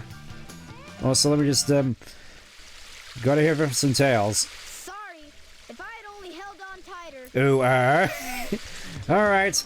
Well, you have fun whatever you're doing, fox boy. I'm off to go and rescue my frog friend again. Go to Station Square. Oh yes, you may find something. So that when the strike ended, I saw a frog heading up to the station. Maybe it needs to catch a train. Silly, frogs don't need to catch trains. Hurry up, get on the train, get on the train! Get on the train!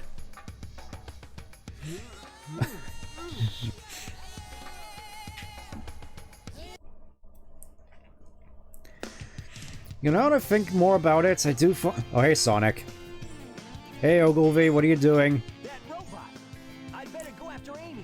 Okay, that's a nice little detail, just to showcase where you are in context to the rest of the story.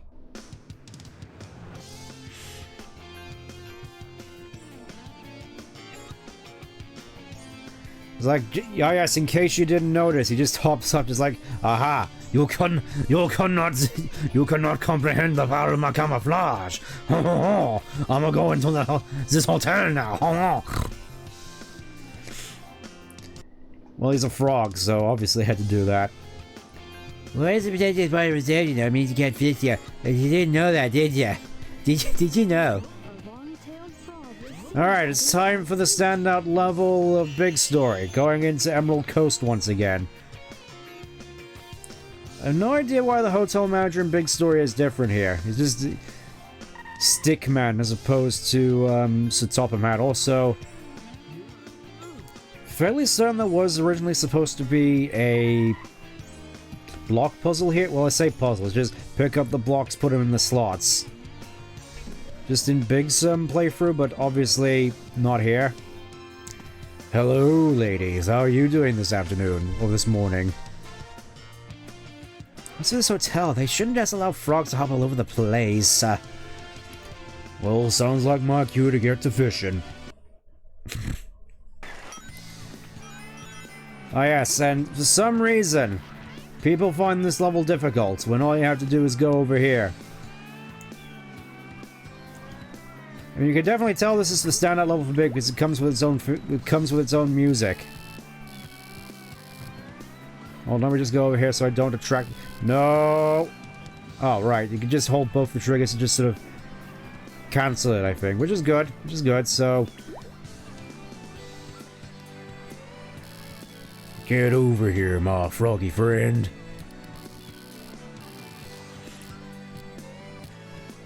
I've been looking for you, frogman. Just get over here. Come on, froggy. Come on, frog, get it. There we go. You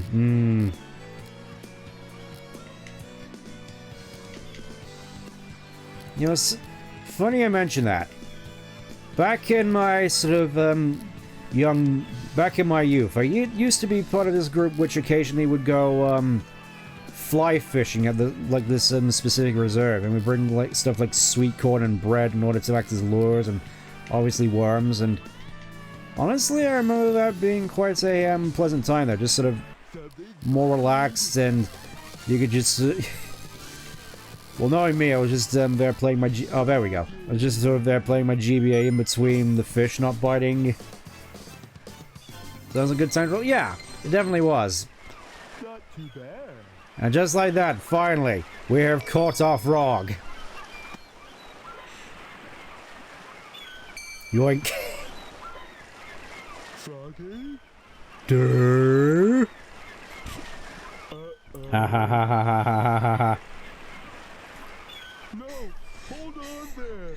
Come back. Again, just apparently Gamma also has telekinesis, the way he's just holding Froggy.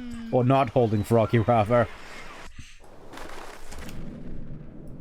And just like that, somehow, Big chased Gamma all the way to the egg carrier, even though I'm fairly certain that's not how it looked from Gamma's perspective.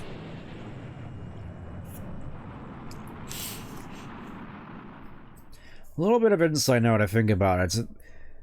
In the sense that I know a lot of people just sort of see Big as more of just like a dumb/simple character. This place doesn't look familiar. Hold up. to me at all. Apparently Big can do this now. Smells like froggies around somewhere. I'm surprised this has like become a meme, just him just sniffing like that with his huge sniffer. But yeah, with regards to Big's intelligence, I don't necessarily see him as being like the big dumb character, which everybody seems he is, when obviously that's more sort of relegated to Storm from the Babylons. Big more so is just a character who grew up in a jungle, and thus didn't really have much need for academic smarts.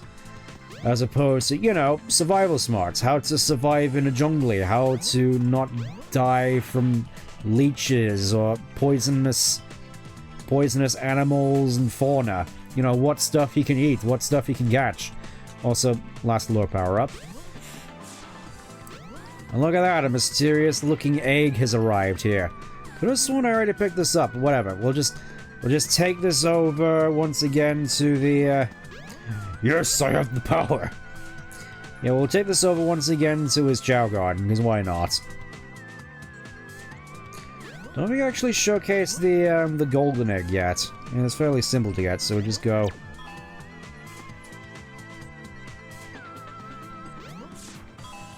Megan.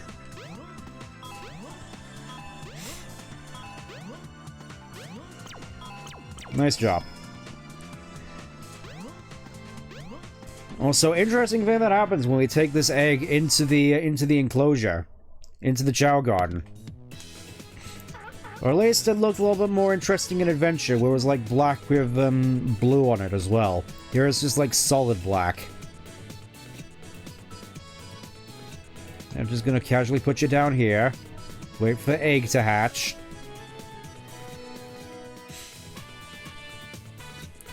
And I'm gonna be honest, when it comes to Chow Gardens, this one is obviously improved from the Dreamcast version, but I'm not sure this is necessarily the best place to raise Chow, actually, mostly just because of all the water. And you're just gonna have to keep fishing them out. I mean, sure, you could probably keep an eye on that and give them a lot of swim animals, but that's mostly what I remember from this particular garden, is Chow constantly drowning. Honestly, in that regard, the only real chow gun I did use back in the day was the Station Square one. Anyways, final level for Big. We finally made it. And here we are on the only level which Sonic doesn't visit for whatever reason. And oh look, there's a Relicanth. Nice. And whoa, look at that pop-in. It's like we're playing Frontiers. And just a whole bunch of nothing in here. As you can probably see by all the springs around here, there are definitely a whole bunch of extra places that you could go to as Big. But again, just like in the other levels, there's not really much need to if you're actually just going for the story. Merp, merp. One of the few actual in-level cutscenes as well.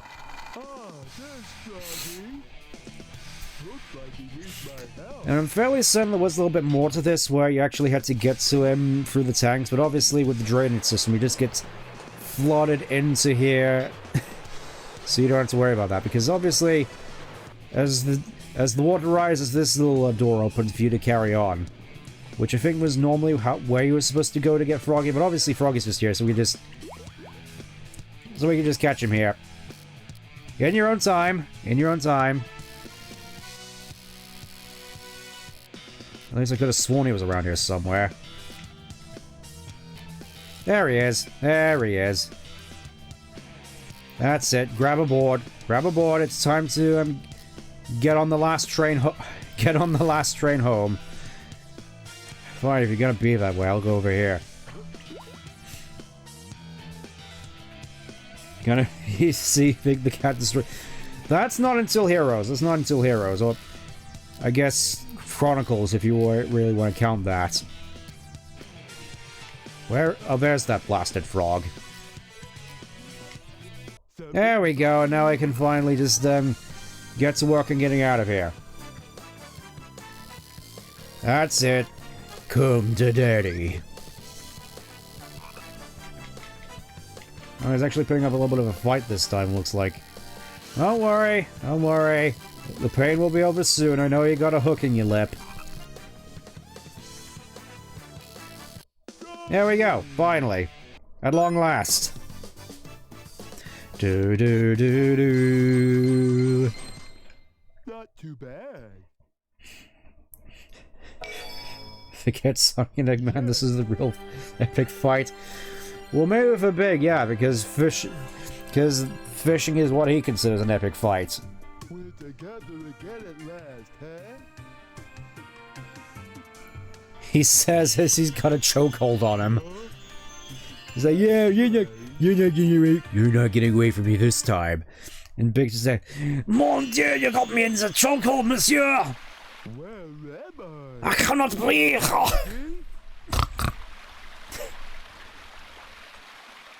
I feel as though I definitely need to work on the funny French accent. But anyways, once again, back in the Serene Mountains. Arguably one of my favorite places in the... Also, what is that pop-in? What is this pop-in? It really is like we're going back and playing Frontiers. Which I suppose is funny considering everybody considers Frontiers the spiritual successor to this. Is it alright for me to be here? And yeah, this is the reason I decided to pick Big second, because... fairly certain this is the, canonically the next thing that happens after, These are the 7 emeralds. we meet Tikal and tells a story, because this is the first time we get to see Tikal investigate the Master Emerald altar. I mean, I'm fairly certain a fair few people insist that Amy goes here, but I wouldn't say so. Could it be? The servers are... And once again, Big just like sitting in the background having no idea what's going on. Like, look at all this important lore we're looking at, and Big's just there like, I don't got a damn clue what's going on here. I just want to get back home with my frog buddy. Controls the 7 chaos?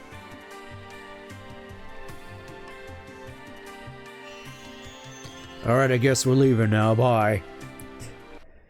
And we're never gonna question that ever again. Ain't that right, Froggy? Surprised I actually held on to you this time. I don't like the looks of this place.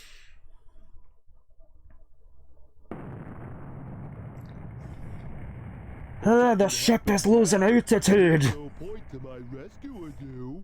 I don't know who would bother to save us both. Seems like Big is self-aware to realize that, yeah, we probably no one's gonna really care if we're here, because it's like we're not even supposed to be here in the first place. You know, he's not dumb. He's aware enough to realize, yeah, we probably no one's gonna bother looking for us, so we may as well just get out of here on our own. And also, yeah, Use the monorail. Big is the only character that has to use the monorail. How about that? Like, the monorail does get opened at this point in the story for everybody, especially for the, when the egg carrier crashes, which you can go back to, but obviously, Big is the only one who uses it in his story, weirdly enough. Okay, or is Big voice the same? No, they're definitely different. It's definitely a different cadence. I mean, I hope my version of Big is different enough from my version of Robotnik. Also, hey Chaos, how you doing? Just sort of humping the air. How you doing, buddy? Yeah, I could just stand here, I guess, and just look on this giant fish. It's like, ooh, that looks pretty important, doesn't it? Feels kind of where they didn't put a cutscene trigger there of all places. And anyways, here we are, big fish compared to little fish, compared to cardboard box.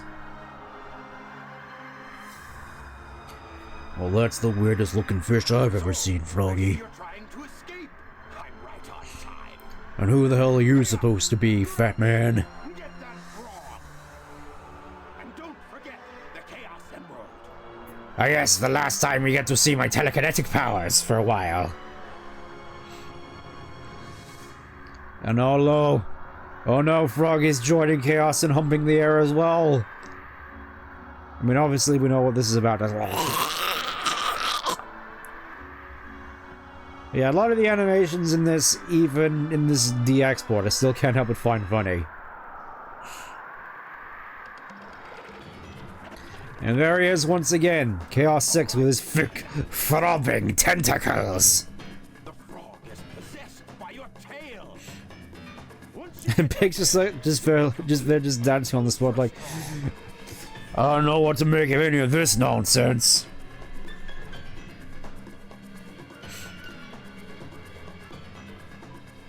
Also, yeah, just, I always find it weird just how it looks like Chaos is hollow on the inside.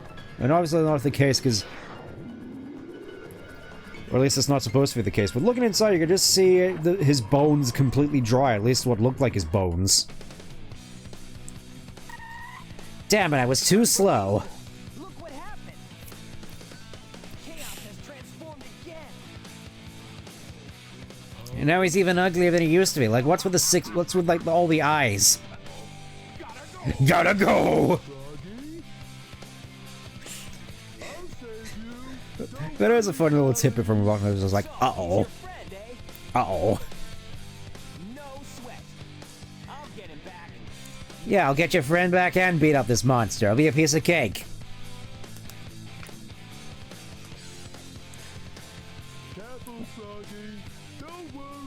Yeah, it's time for me to fulfill my destiny as a master fisher. Does seem kind of freaky that four of the emeralds just sort of held up like that in some sort of messed up bone altar. With only two and like his frog legs. Also, haha, funny, he's a frog as well. Oh, there we go, easiest boss fight in the game. Do.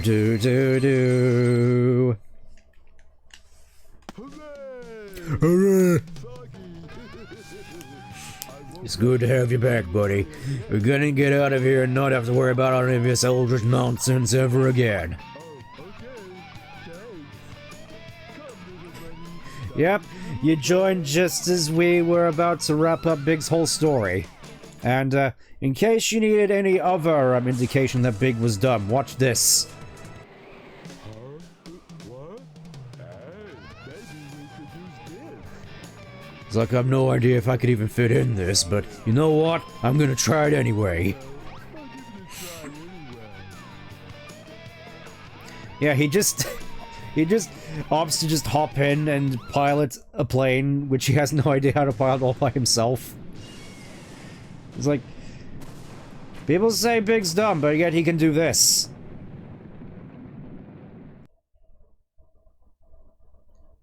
And actually makes a safe landing, or at least a landing comparable to how Tails managed on the egg carrier, considering there was no landing gear. And just like that, all our problems are finally put behind us, old buddy. We can finally go back to how life used to be, just the way I like it. Good thing we don't take fall damage, eh, buddy? I do gotta wonder what kind of fish would they even what kind of fish would they even find in those tiny streams? I do gotta wonder, considering the massive fish we've all been seeing on our adventures through Emerald Coast and whatnot. It's like one of those could probably feed him for like a day. I mean, I gotta say, he probably has to be a pretty decent fisher if he can dig your star-spangled bonehead, you're ruining a national monument! Yeah, he does have to be a pretty skilled fisher in order to get to that size. Anyways, big story. Well, I will definitely say it was a fun little oddity. I am definitely glad this wasn't a recurring thing. Like, the only real time this really came back was Frontiers, and I mean, I don't think it's necessarily fair to say it was better, because obviously fishing minigames and whatnot have evolved a long time since then, and obviously Frontiers was more sort of, it's kind of weird to say Frontiers was focused in any way, shape, or form, but with regards to the fishing, it's like, yeah, we know this is just like a minigame, and honestly, in that regard, it worked just fine. Whereas here, I feel as though I can at the very least respect them trying to do something like this, and even if it's, again, just like with Silver, as I mentioned earlier, even if I do find a poor fit, I mean, I do appreciate that they gave Big a little bit of a redemption in Heroes. I really like how Big is in Heroes. And I feel that if they were to incorporate that in a little bit way, and, you know, I feel that Big, with regards to the more sort of classic Sonic gameplay style, he could do a fair bit with Big. You know, just using his fishing rod as a grappling hook, and being a massive wrecking ball and having the ground pound. But then again, I feel a lot of that would just sort of be stealing moves from other prominent characters. Like, with regards to the ground pound, you got Mighty. And the grappling hook thing, I'm sort of hesitant to say Tangle, because that's sort of her big thing, just the grappling. I mean, I feel the whole Tangle thing is another story. Again, I may as well emphasize, I don't hate Tangle, I don't hate Whisper, and honestly, I wouldn't mind them showing up in a game, because I feel as though at the very least for Tangle, she's showcased that, yeah, she could actually work in the more classic sense of what people would expect from a Sonic game. Because, you know, with the grappling thing, it feels like it could be fun with the pinball physics, but, well, Whisper maybe not as much with the Wisp powers, but maybe expanding on forces, I could kind of see it work. I could see it working more than Big, honestly. Or Silver. Again, gonna have to forgive me. This is I feel anti-Silver channel is a little bit strong, just never exactly been the biggest fan of Silver, I'll just put it that way. Not the most fond of Silver. More fond of most of the cast aside from Silver, which is a shame, because I know that it's like, yeah, he can be cool, but I'd rather he were cool in his own thing, rather than he being in here breaking everything to do with the Sonic series.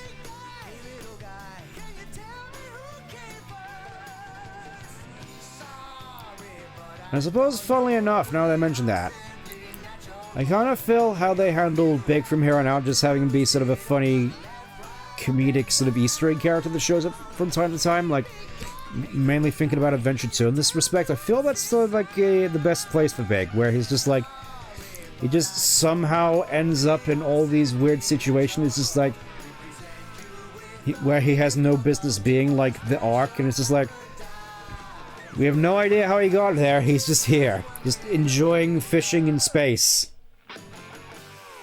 Or, you know, on the Black Comet, or the Starfall Islands, or somewhere else, just remote and alien. I know Big wasn't actually in Frontier, it's mostly just some kind of holographic cyberspace facsimile, but you know what I mean, you know what I mean. Just sort of always showing up in all the places that you wouldn't expect him to. That's who Big is. That's the joke. Anyways, I think, given the time, that's a good place to leave off, actually. I feel that this was a wee...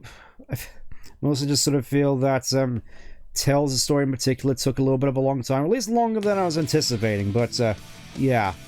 I think for the time being, actually, you know what? You know what? Which character? We're gonna do... The plan was to do Amy next, and Amy is the shortest story of the bunch. So let's just tag this on the end. Let's just tag this on the end, why don't we? You know, just sort of giving a little bit of extra value, as it were. And once again, just... we get to see her better Dreamcast model. And her absolutely unhinged theme song about shaving a sphinx. Yep, gotta grab the ballad and get away from Jimmy. Bop bop bop bop bop. Never listen to this. Well, get used to it. We're gonna be hearing it a lot throughout this particular playthrough. Yep, just a normal girl living in the city, where she knows she has to survive. She's got to keep the dream alive. Where everything is free. I'm bored.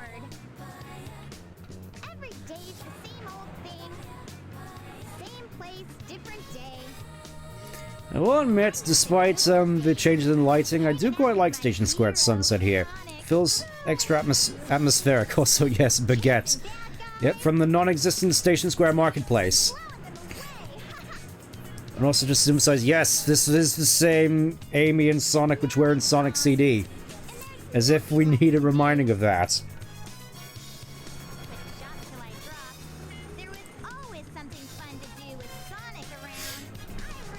Yep, it's all about the adventure. Oh yeah, Amy also got pink eyeliner. Just like Sonic, except, you know, with Amy it actually makes sense. I think most people would prefer it with teal or red, but, eh. It's like, wow, we actually have cinematography here with a cutscene wholly unique to Amy. Dun, dun, dun, dun, dun, dun, dun, dun, dun, dun, dun. I mean, it would have been cool if we got that extra part of the beginning where you could just see Robotnik just riding atop the egg carrier, just with all the confidence in the world. Eggman, can it be? What's that? And of all the girls that this bird could have flown into and given a concussion. Watch it! Ow! You should watch where you're going, buddy! Hey, are you alright? You look kind of hurt. Yeah.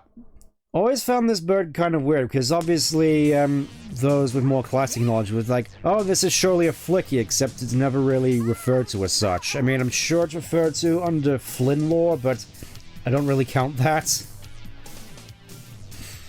Also, I do like the fact that in Sonic X they actually gave this bird a name. It's called Lily. As opposed to, you know, Flicky. Also, there's only like a set amount of space that you could look. All Zero had to do was open the doors, and then Amy would be screwed. One of Eggman's robots, huh?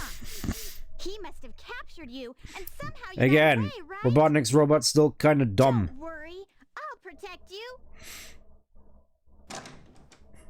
I'll do my best to keep us both from harm. I'll stand by you all the way. Also, going to be quite interesting going back to Amy's old moveset, because obviously I'm more used to mods where, I mean, yeah, she can definitely do some acrobatic stuff like this, but it's obviously a lot slower, doesn't have access to, like, the propeller hammer to allow it to float in midair, or a spin hammer attack that works. And if you see me once more in Sonic 4. I am worried about how Amy's going to be portrayed in Sonic 4, to be honest, because the main worry I think I and a lot of people... Oh, there's Cream again. Yeah, the main worry that I do kind of have with Amy is that they're basically going to do the same thing to her they did with Princess Peach in the Mario movie, where like she's like this, got all the agency, just this sort of hyper girl boss character, which just sort of invalidates the lead.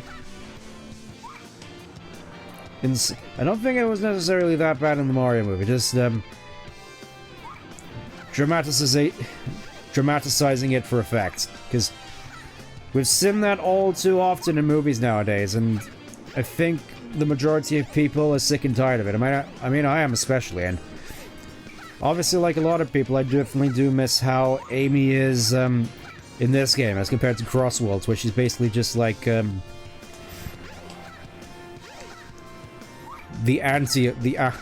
action aunt of the group, the wine aunt. And whilst I did used to call her more modern interpretation, sort of post 2010 onwards, Amelia from HR. Given more recent events, especially in my country, I'm not sure if Amelia is necessarily the most appropriate name to be calling that particular interpretation of Amy anymore, or Amy in particular. That's not really her style. As composed to just sort of coming out with it and just calling that version of Amy just Anita Sarkeesian. To be honest, Peach movie doesn't much more not very original, which is sort of the point. Vicky went to the hotel. Let's go to the hotel then. What are we waiting for?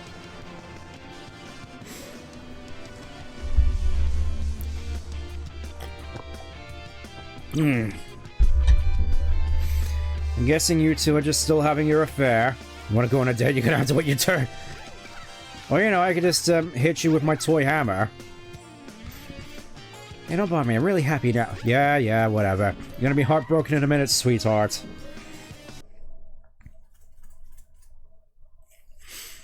Well, so yeah, this is one of those moments where I definitely do prefer the Japanese dub. Yay! I do find it interesting as well, just the sort of chemistry the two Japanese voice actors have as well, because as far as I'm aware, they were like 2014 they did a like jazz, they were at a jazz party together and then sung a song together in basically in the style of both Sonic and Amy, and it was really sweet actually. Not sure if I'm allowed to actually play it here. I'll probably play it in the server once it goes through. Once this is over, because honestly, listening to it, it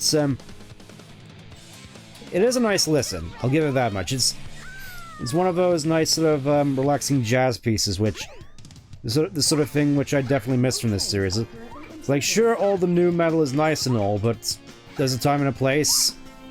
I feel that's sort of a problem with Frontiers, honestly, where it's like, we have all these super epic AMV music, AMV tracks for the Titan fights, and that's like the main thing everybody remembers. Compared to this, where it's like a lot more varied, as I feel as though the rest of the Frontiers soundtrack isn't exactly as memorable. I mean, sure, there's other tracks aside, but it feels more like Nier Automata's Table Scraps, or just oops, all EDM for the cyberspace levels.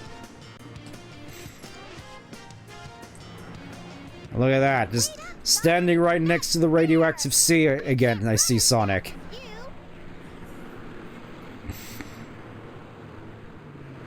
What are you looking at, bird? Oh no, a single robot. I'll handle that bag of bolts. Now what's wrong? I feel as though I've heard that scream so many times in fan projects, or strictly just a lot of voice clips from this game. It says use careful Oh yes. Oh my god, Sonic, look, it says best friends get in free. We gotta go in there and get our free ride on the roller coaster. Frontiers has some fairly decent tracks like Deer Fox. Yeah, I will give it that. There are some decent tracks in Frontiers, but I don't think it's necessarily to the same volume as this game, if that makes sense. Maybe it's just me having rose-tinted glass about it. Just, I don't know. I feel as though for the most part, all the Frontiers tracks that weren't the Kellen Quinn ones didn't really stick all that much with me. Anyways, Amy's gameplay. You're just running away from a robot. And honestly,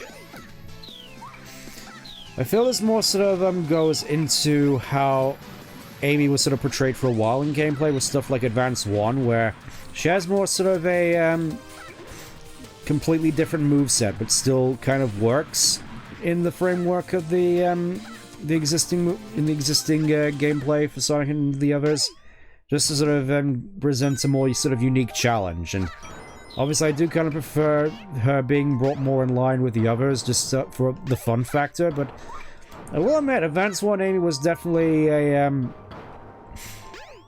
interesting experiment. I'll give it that much. But Amy, meanwhile, I feel as though alongside Tails really sort of represents the more sort of human core of the Sonic series, if that makes any sense, where it's like, you got these two characters, both of which have very sort of human-like flaws and insecurities and drives and whatnot, who both had their lives improved in some way by meeting Sonic.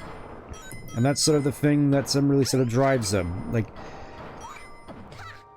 they're inspired to become better people because of their interactions with Sonic, and that's, I feel, is sort of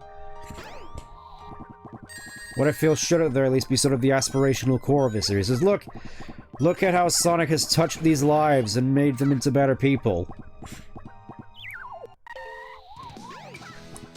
And I feel that's sort of a character prospect that's really just sort of been lost over the years. Because, you know, he's just a silly blue hedgehog. There's no way he could possibly be profound. One question, how many lives can you see? I have 4. Oh. Yeah, just, I think technically I have 5 extra lives, with the 0 being your last life. Anyways, yeah, you just didn't grab onto the ballon and that's how you escape. And now we get to arguably the biggest discretion in the entire game. Where it's like, it's evening when you... Oh, first I have to go to Twinkle Park. I can't remember whether or not Amy is actually the worst handling one in here. Which, I know we can all make jokes about that, but let's not. Let's not make jokes. For now, we just gotta, yeah. Catastrophic oversteer by the looks of it, where it feels as though steering doesn't make any difference. As yeah, it is a fun little tidbit that all the carts in this bumper cart segment all have different properties, and I feel as though arguably Big is probably the best one, despite the size due to how well it corners, whereas here, Amy's feels a lot slower and corners worse. Like that, you see. Like that, you see. Just wild. Which makes the music all the more fitting, considering this is the funny Tails crashes into the beach music. Sonic R gameplay, but when you change. Whoosh. I don't think we're going to be playing Sonic R again for a while, unfortunately. I do have an idea as to what I wanted to do for sort of Halloween special, as it were, for this series, but again, that's gonna have to wait until we actually get there, and if I remember, because I mean, I could do Sonic R again, but I have other ideas, and ideas which I kind of regret not going into last year. It's like, it was on my mind, I just completely forgot.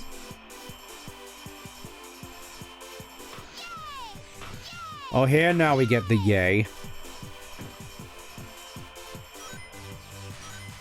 suppose this is a good time to bring it up, but during the week I had this sort of weird sort of shower thought, and I suppose going with the sort of comparisons that the Sonic series and its stories have to Studio Ghibli.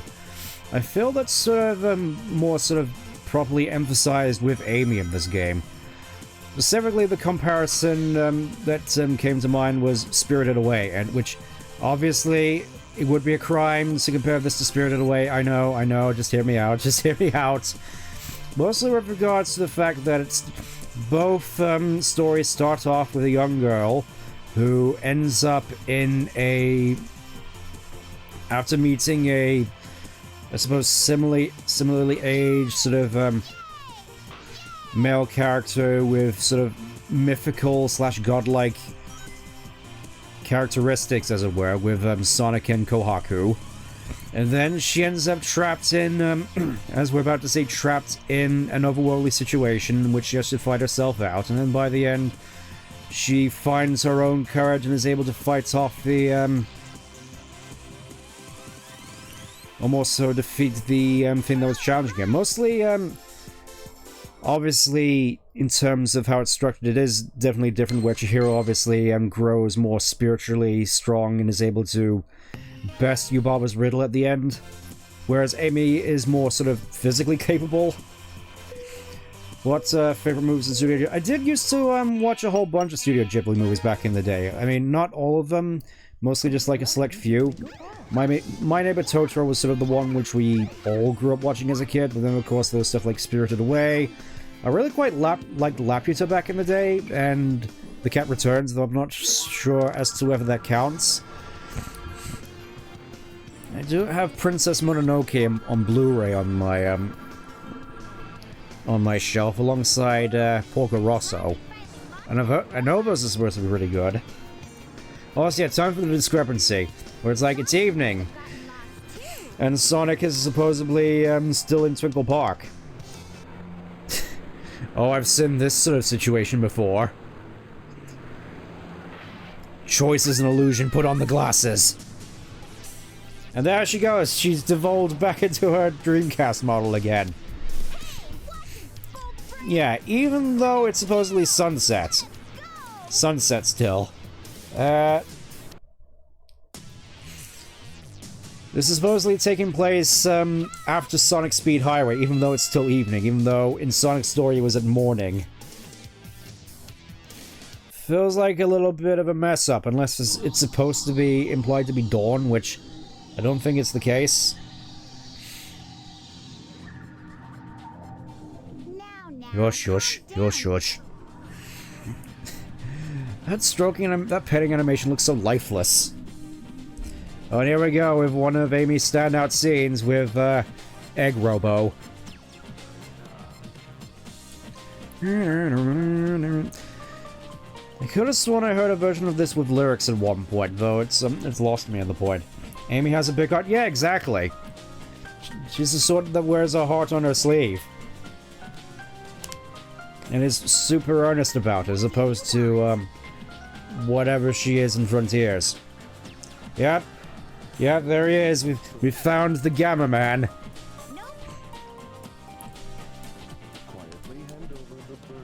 Oh yes, quietly hand over the bird. Why are you showing me your finger? I don't need to tell you anything. You tell me why you want it now. I don't need to know that information, lady. I'm just here to follow orders. I know you might. Good soldiers follow orders. Please, Mr. Robot. Oh, look at him backslide. Again, the animations I feel in this port are super poor, because you just saw there with Gamma, he just slided back before his actual animation played, and he's just like stepping back while in place.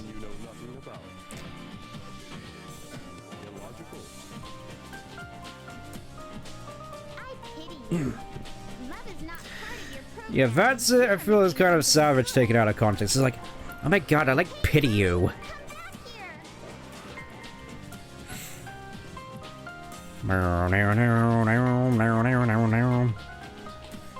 It's like, no, no, don't make me don't stare into my soul bird. I'm not even sure I have one of those.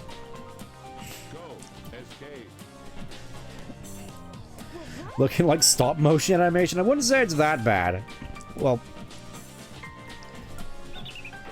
I think that's a weird way of putting it. It's just, I would say it's worse than stop motion animation just due to the craftsmanship. Just, and the sort that really just, you know, growing up with like Wallace and Gromit, I do definitely have quite the respect for stop motion. And I just don't think it's necessarily comparable here. Look at me, I'm all sad now. You made me sad. Just leave me alone, I want to brood in here. Different from the other robots. You've got a soft spot inside your metal frame. If you want, we can be friends. Yeah, that really does sound like the sort of dialogue that you would see here in, like, Archie or Sad AM or something of the sort. At least that's how it feels. Anyways, let's go back and talk to Gammaman as he's just sort of sat there hyperventilating.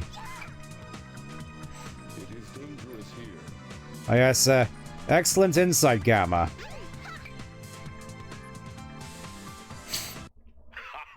I sort of feel as though the bird was sort of the main sort of deal breaker there for Gamma. Or at the very least the one that made the difference. Anyways, it's time to play an awesome game. Let's see how badly I do at this. I think you just have to exceed 2,000 points.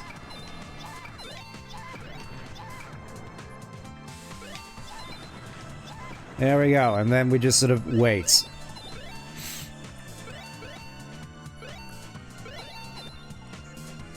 So how have you all been doing, chat? I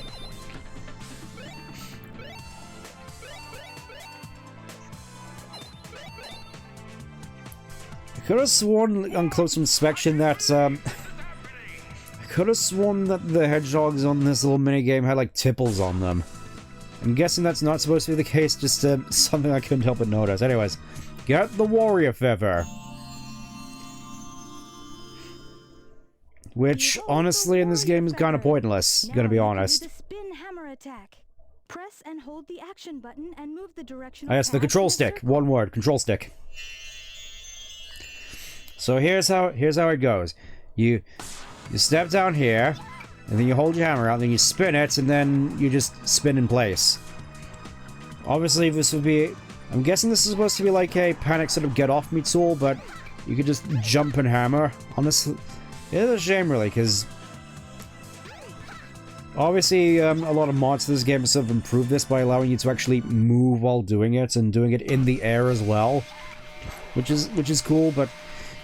In base game, spin hammer attack kind of just feels pointless. It's like, yeah, Amy just gets a nice little feather decoration, and that's like the main thing, really. That's like the only real difference in terms of how you go about playing the game. Because obviously, you're still just gonna go for the hammer jump. You're still gonna go for like the basically equivalent of a super double spin attack.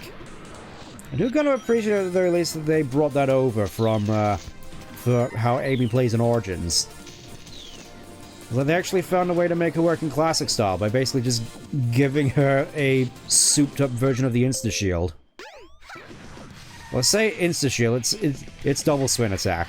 At least that's how it's supposed to, at least that's what it's supposed to be called. I think Insta-Shield is mostly something people coin because, oh hey, it gives you a little invincibility frame in order to avoid projectiles. By the way, does Amy have a super... No, Amy does not have a super form. Just remember, only male rats can go super, apparently. Because logic in this universe doesn't exist. I mean, I do kind of get in Amy's case, to be honest. Like, characters like Amy and Tails I don't think should necessarily have super forms. That sort of goes against... the point of their character. They're supposed to be like the human core of the series, and not like the sort of legendary superpowered animal sorts. It's like, yeah, they have their parts to play in the stories with, but mostly more so with things that aren't just pure raw ability and strength, but rather just sort of Tails' ingenuity and genius, and Amy's Well, mostly just heart and soul, really. I mean, I still do say, I've said this a fair few times on stream before. I definitely think that Amy should be the third member of Team Sonic instead of Knuckles.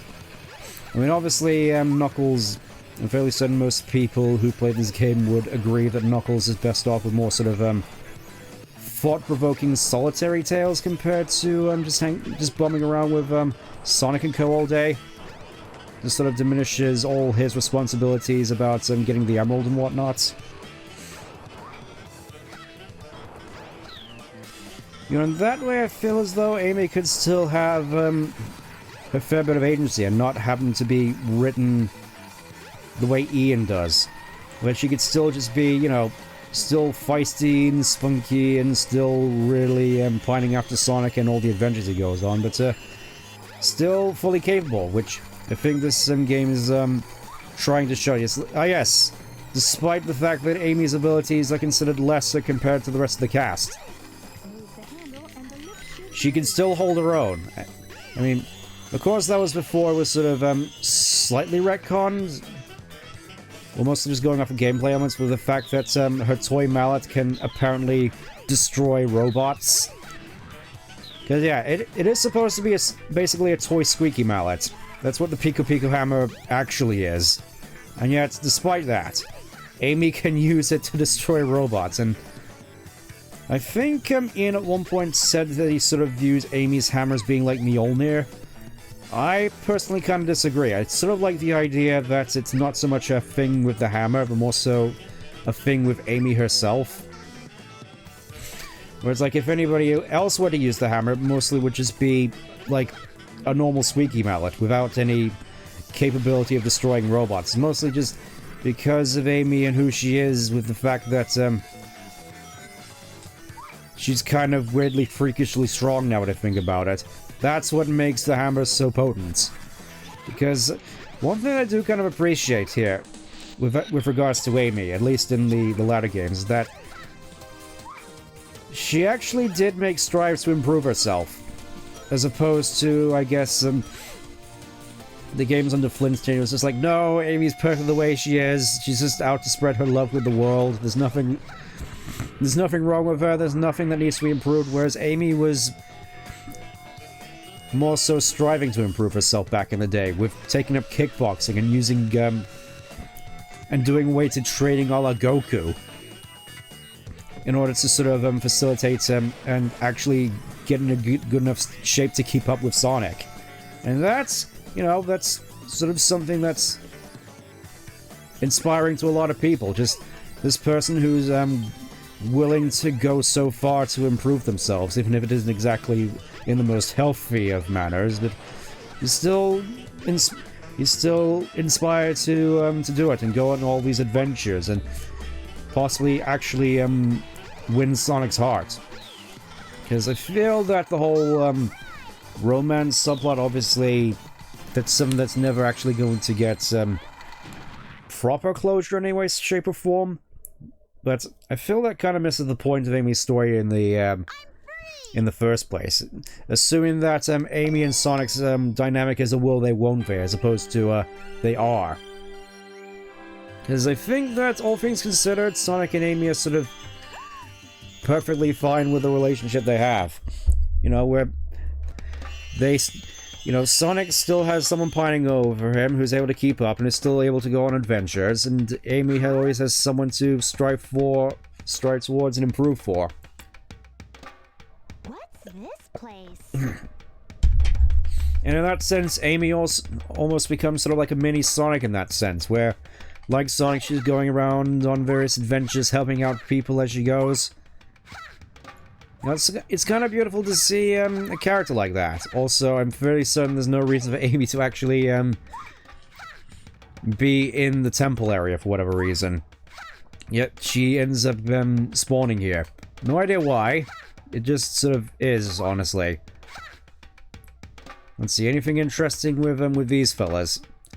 Living near the altar. They're small. Well, that's hard to describe, though. My grandma called them Chow. Ah, we finally get introduced to the Chow, by the looks of it. Let's go see. Let's go and meet the Chow.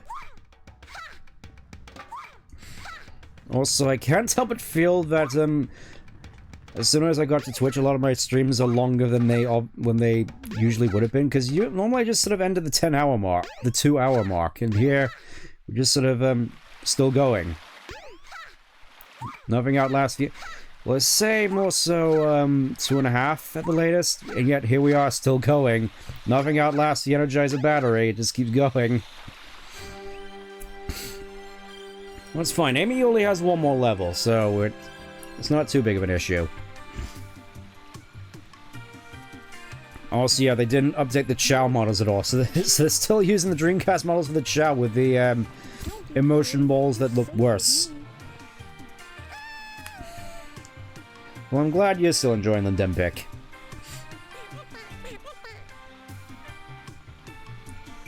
Also, still found these sound effects that the Chow makes still just where there's all these weird trumpeting sounds.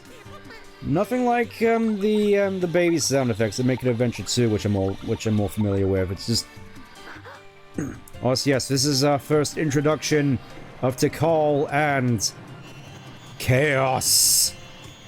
Looks like Chaos has been waiting for us. Gee, what was that? Yeah, I'm sure it was probably I nothing. wonder if I'm dreaming. Oh my! I need to get out of this I place. will say that's one thing I do kind of like about Amy as well, just a sort of slight airheadedness. I mean, obviously she's not dumb as a box of rocks, but still a little bit of dizziness. It's one of those things that just sort of makes her fun. Amy used to be a fun character. And of course, we're not allowed to have fun characters nowadays. Everything's got to be aura farming and epic battle shonen stuff.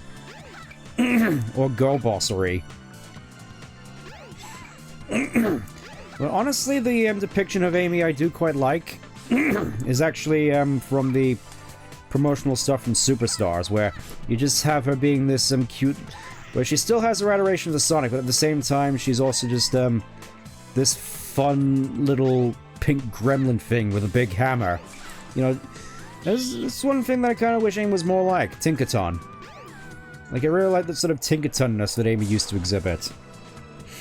Amy is in a coma. Well, not anymore. You've waken up from a dream only to step into a nightmare.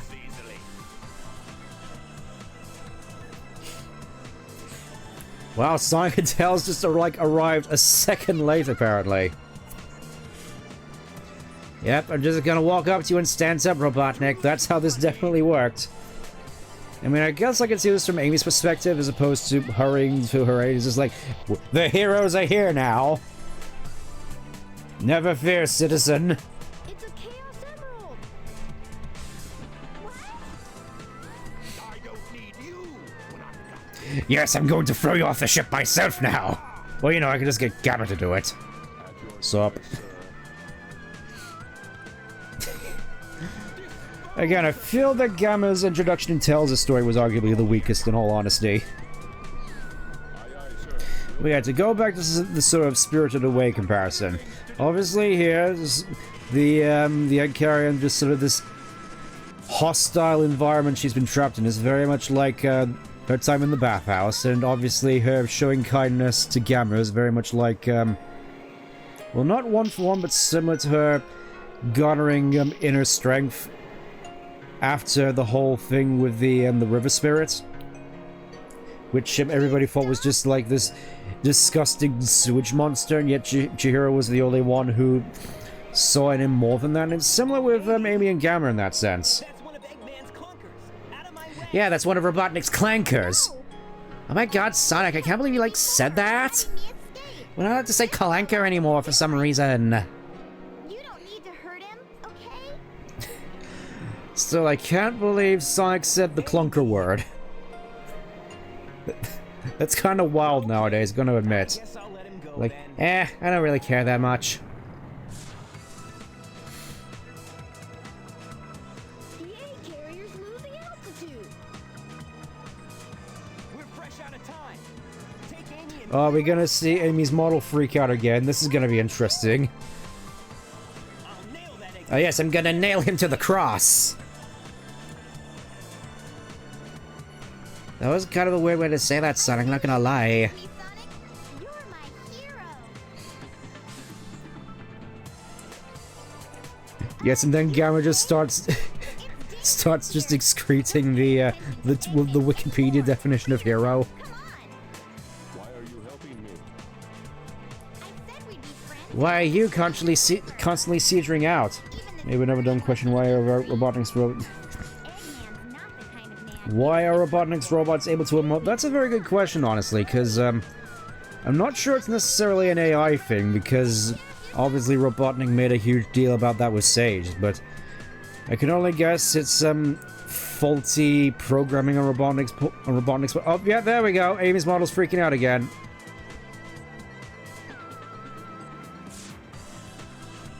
I'm guessing that's just something to do with how it's running on Flippy Drive. That's my guess. Yeah, I'm guessing it's faulty programming mixed in with the fact that most of Robotnik's robots used to use animals as batteries. You know, you have you know, it's basically like funny hamster wheel logic as opposed to like the horrifying, oh no, the animals are trapped in there and their life force is getting squeezed out like a lemon.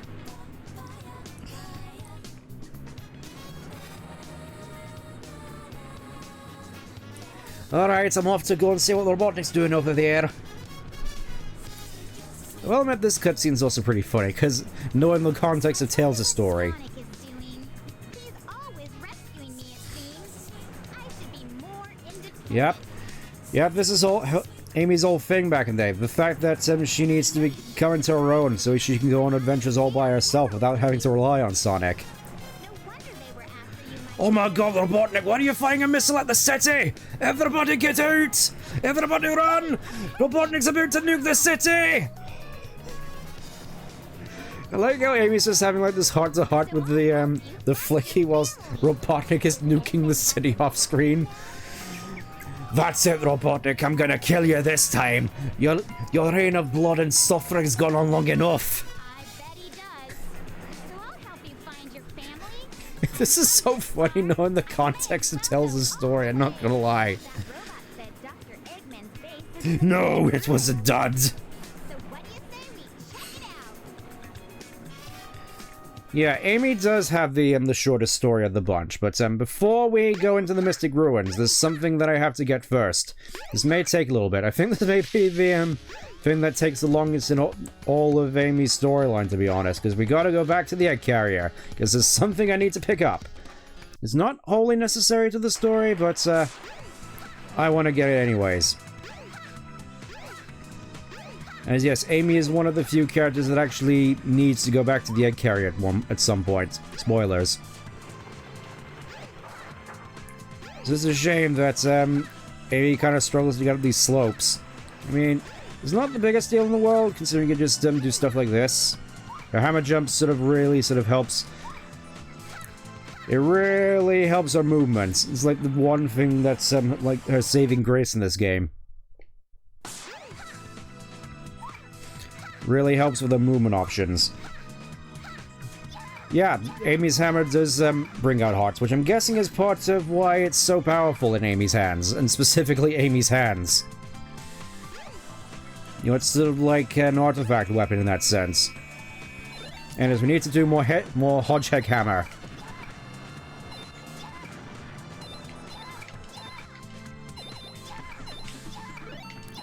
It doesn't necessarily help that Amy's hammer swing comes out super slowly. Yeah, and all we have to do, I think, is beat our high score. Or, you know, just exceed 3,000, that works too.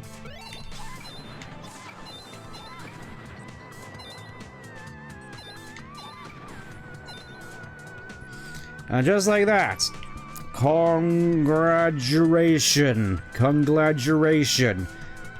And with that, we get Amy's other power-up, the one which is arguably the better of the two.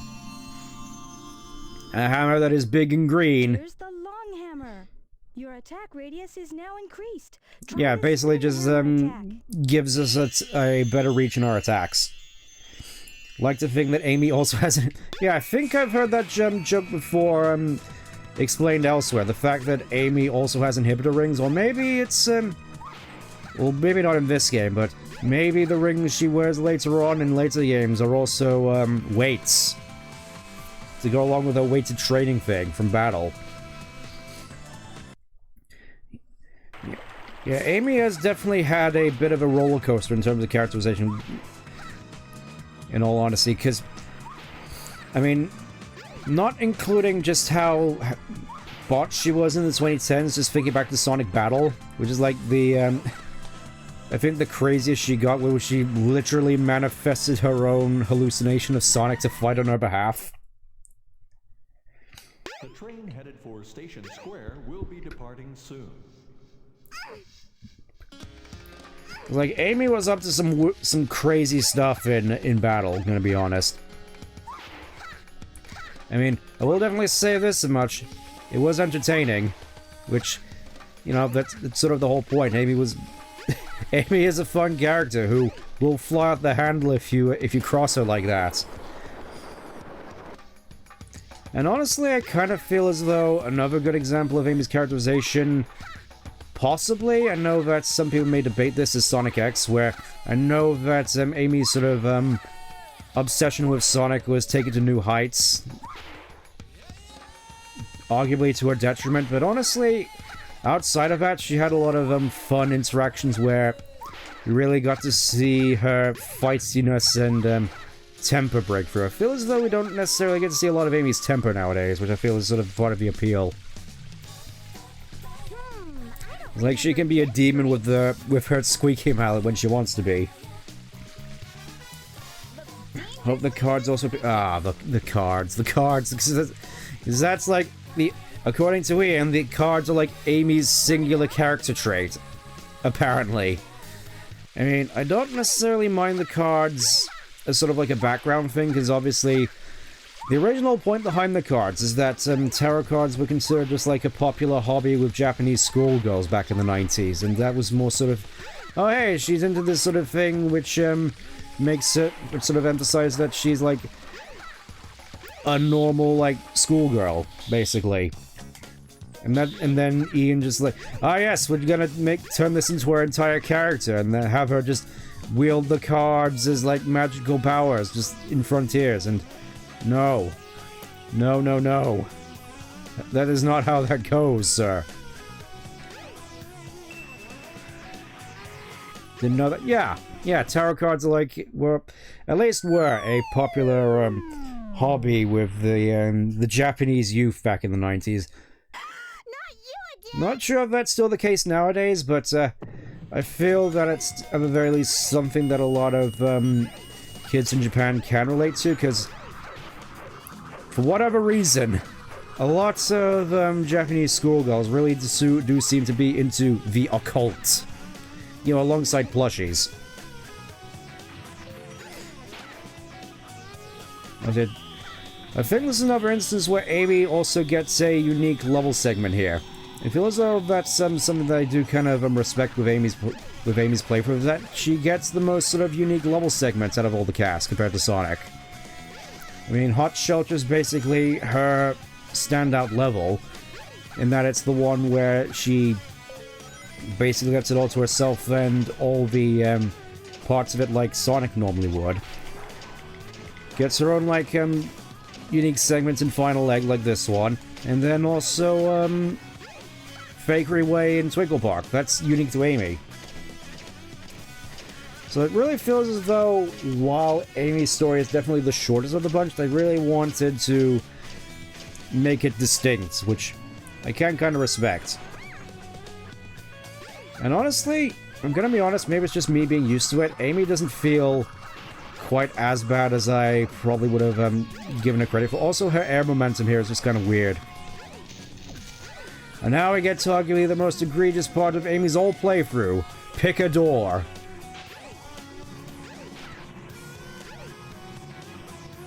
Wrong one, go pick another. Kind of weird that Zero doesn't follow you into this room. I guess he just realized, yeah, she's probably just gonna get flummoxed and come back here at any point. Pick another. I think it's random each time which door it is, so may as well just go for all of them. Yep, wrong one. Try again. Imagine if it just end up going through all of them at this rate. Jeez Louise. Get in here. There we go, and we teleport over to the main port where... Ah yes, you can hide in barrel. I don't think this necessarily helps, but it's kind of funny. It's just like... Stealth segments. Yes, we can do stealth in our Vidjagum as well.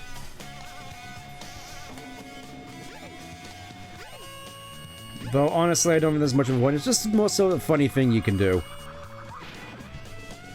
Just go around here, because fairly certain there's some rings back here as well. Didn't realize you could do... Yeah, you can just hide in a trash can. There's no reason to do it, but you can do it. Anyways, that's Amy's last level.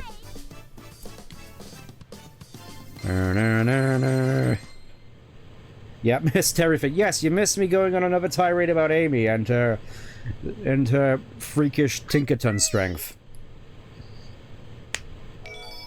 I don't think you would have necessarily missed much. Also, a lot of tirades about Silver in comparison to Big. That was a close one. I saw no sign of your relatives, Birdie.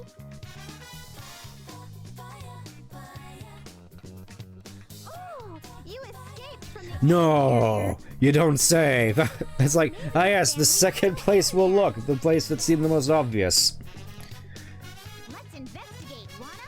Well, I guess there's nothing really stopping us from going yet. Also, I think, funnily enough, in terms of, like, character timelines, I think Amy's timeline goes on the latest, if that makes any sense. It goes on the furthest in the timeline. I think, one thing I want to check real quick. Actually, I'm not sure we necessarily have time for that, but I think, if I'm correct, the burger shop should be, let's see, let's just talk to this guy. Obviously, this is like the morning after, all the Tron with Final Egg and whatnot. It's just jungle, more jungle. When I first came here, I thought, where the heck are those ruins? I mean, apparently people can very easily get lost in here. Well, first, let me just try and find this accursed ladder. I'm sure it's around... Okay, it's around here. All good, heard most of it. Generally agree with the Amy tapes will look here, have a more...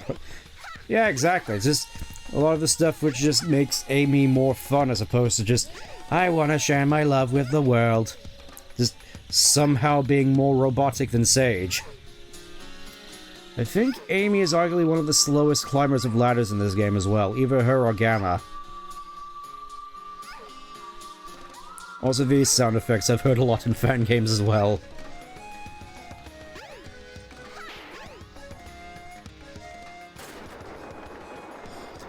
Okay, first things first. The train headed for Station Square. Oh, starting to get some frame drops on my end. Oh, I just realized the, you don't actually go up to Ice Cap in Amy's playthrough because there's no reason to. That's kind of funny.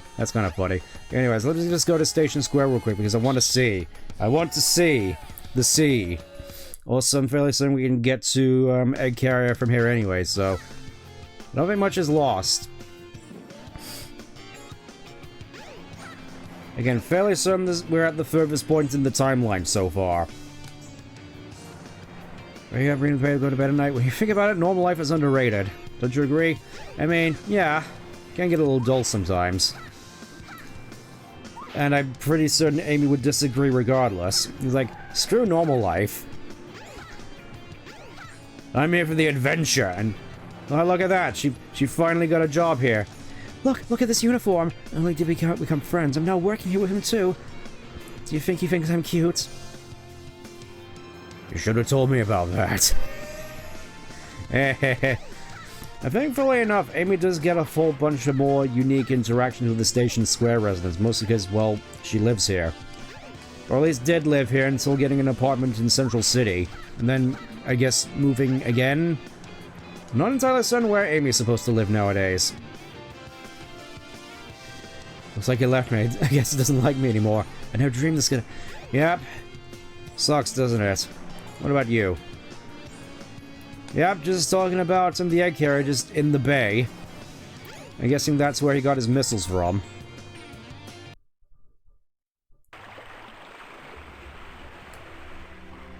Anyways, here we are on the egg carrier.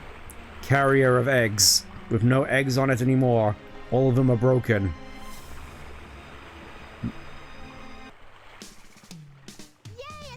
Yay, they just so happen to be here, and surely nothing heartbreaking and traumatic happened before we got here, surely.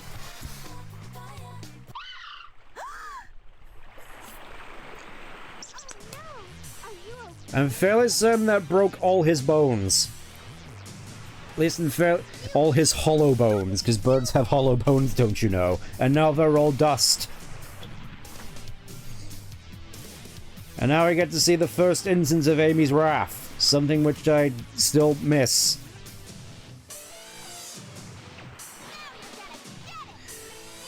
I'm like totally gonna kill you. I'm gonna stomp on the ashes. I'm gonna roast you in open fire and then dance on your rusting carcass. Also kind of weird that oh, I forgot to get rings. Yeah, Amy's still a little bit underpowered here, but regardless, here we are in the funny wrestling ring. If you can tell what happens here, we just gotta knock him into the ropes. And then you can just beat him like that. And you can just beat him like... There we go, and now we just gotta hit him 3 times. Didn't know Amy had a tail. I mean, I'm kind of surprised you didn't know that, considering you see it all the time, given her skirt. It's kind of hard to avoid seeing, along with other things.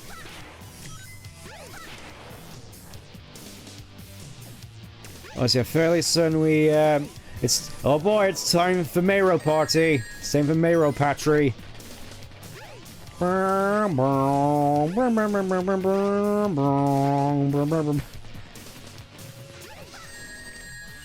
What happened to... What, he just sort of spazzed out for a second. I don't know what happened. Ow.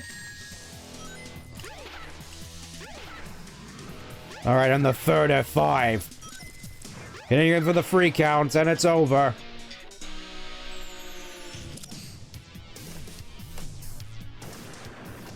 And finally, the last of the E-Series models is dead. And part of him is just sort of spazzing out for a sec. I think that's the only time we ever actually see Amy's victory animation as well.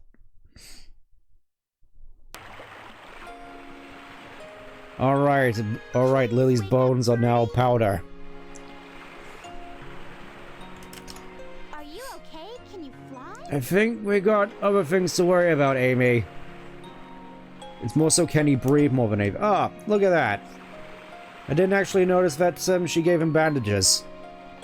That's kind of cute.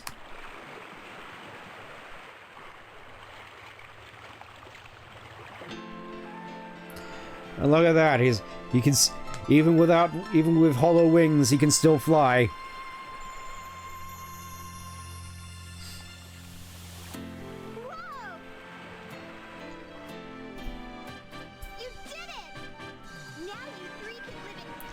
And that's what really matters, isn't it? Oh, where did the bandage go? I'm guessing he took it off just... It's like, oh yes, we had this one scene where the bird has a bandage on it, and now he just doesn't. Feels like a Disney yeah, I can definitely see that. Though obviously I'd still take this over modern Disney any day. I'm so happy. Look at that, she accomplished something and then proved to herself that yes, Try my best too. yes, she can become an adventurer. She can go on adventures by herself and handle herself like she did against the robots. I'll make that Sonic respect. Yeah, like totally gonna do it by just loading myself down with all this with all these weights and then just working out until I can walk no more. And there we go, that was Amy's story. Definitely one of the shorter ones, and honestly, I feel it goes a little bit underappreciated. I mean, I know a lot of people just sort of come back to it, it's like, oh, Flynn should take more notes from this because he can't write Amy, and, well, yeah, but I feel just sort of in the more general sense, I feel, I don't know. Obviously, with the, sort of faux Spirited Away analogies by that, I mean, obviously, instead of showcasing inner strength and spirit, Amy just showcased her ability to, well, abilities of outer strength, really, just absolutely pummeling this poor robot to death. But I feel as though the general arc is at least relatively similar, but her being put into this hostile situation and then growing stronger because of it. And I feel that could have been a pretty decent character formula for Amy, of her going into more and more dangerous situations and then finding her own way to coming out on top. But, I don't know, I kind of feel as though that sort of came to a halt with Adventure 2, of her becoming a little bit of a more of a joke character. I mean, I don't think it was mostly at her expense in Adventure 2, but it sort of felt as though her arc there kind of stalled in a way. At least past the initial, oh hey, I'm going off to this military base to go and save my boyfriend, sort of there. Beyond that, it really sort of felt like in Adventure 2 she was a little too out of her elements. And then all of a sudden in Sonic Heroes she's just as capable as Sonic. It's just, I don't know, I feel the transition there was a little bit abrupt, but I am kind of worried in all honesty. I mean, I've stated in my sort of worries the movie Amy basically just being written like Movie Peach. But aside from that, just sort of future Amy, I feel as though they're just gonna stay the course for the most part, at least in the Western version, which part of that is why I just sort of tend to default to the Japanese stuff, because her characteristics in Japanese are mostly kept intact. Well, except for Final Horizon, but we don't talk about that.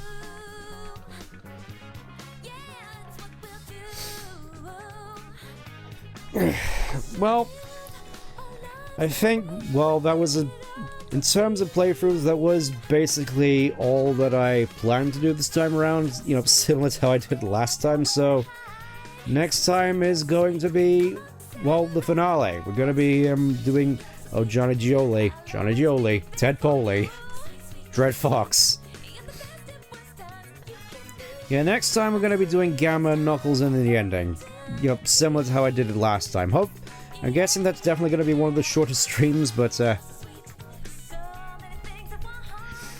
we'll see. So far, I've still been having a great time with this. I mean, it's Sonic Adventure. Obviously, I'm going to have a good time with it. But so far, in terms of whether I consider this my favorite Sonic game or not, it's still a little bit up in the air. Obviously, this means a lot to me. Just, I don't know. Feels as though it keeps going back and forth between this and Adventure 2. Or, you know, maybe Free and Knuckles. I mean, mostly Free and Knuckles, mostly because it's something that I feel as though I can go back to and play quite a fair bit, and I feel as though Sonic 3 has less things that are wrong with it. It does everything it sets out to do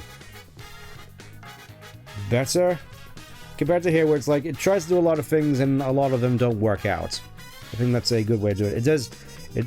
Sonic 3 does what it does really well, like, sticks to focuses on a specific thing and does that quite well. As here, it's, scatter shots and is hit or miss as a result. I think that's a good way of putting it.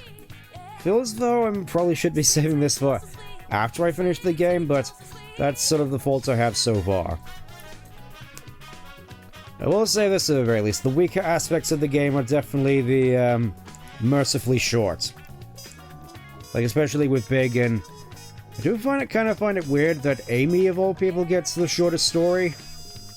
I mean, I guess it's more so the case of they couldn't think of more stuff to do with her, just sort of keep her story more sort of short and concise. Still kind of find it funny that it's still shorter than Big's.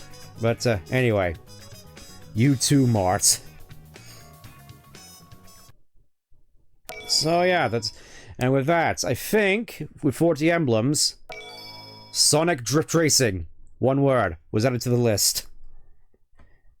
And that, I believe, is going to be all from me for tonight. Next time is going to be last time, and then tomorrow, of course, we're going to be continuing on with more Pokemon Legends Are.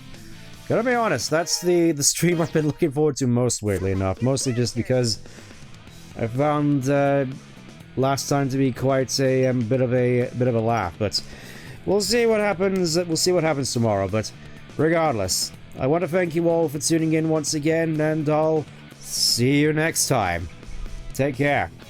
Also, I just realized I've been super sad this whole time. Take care. Yeah, take care. Bye for now.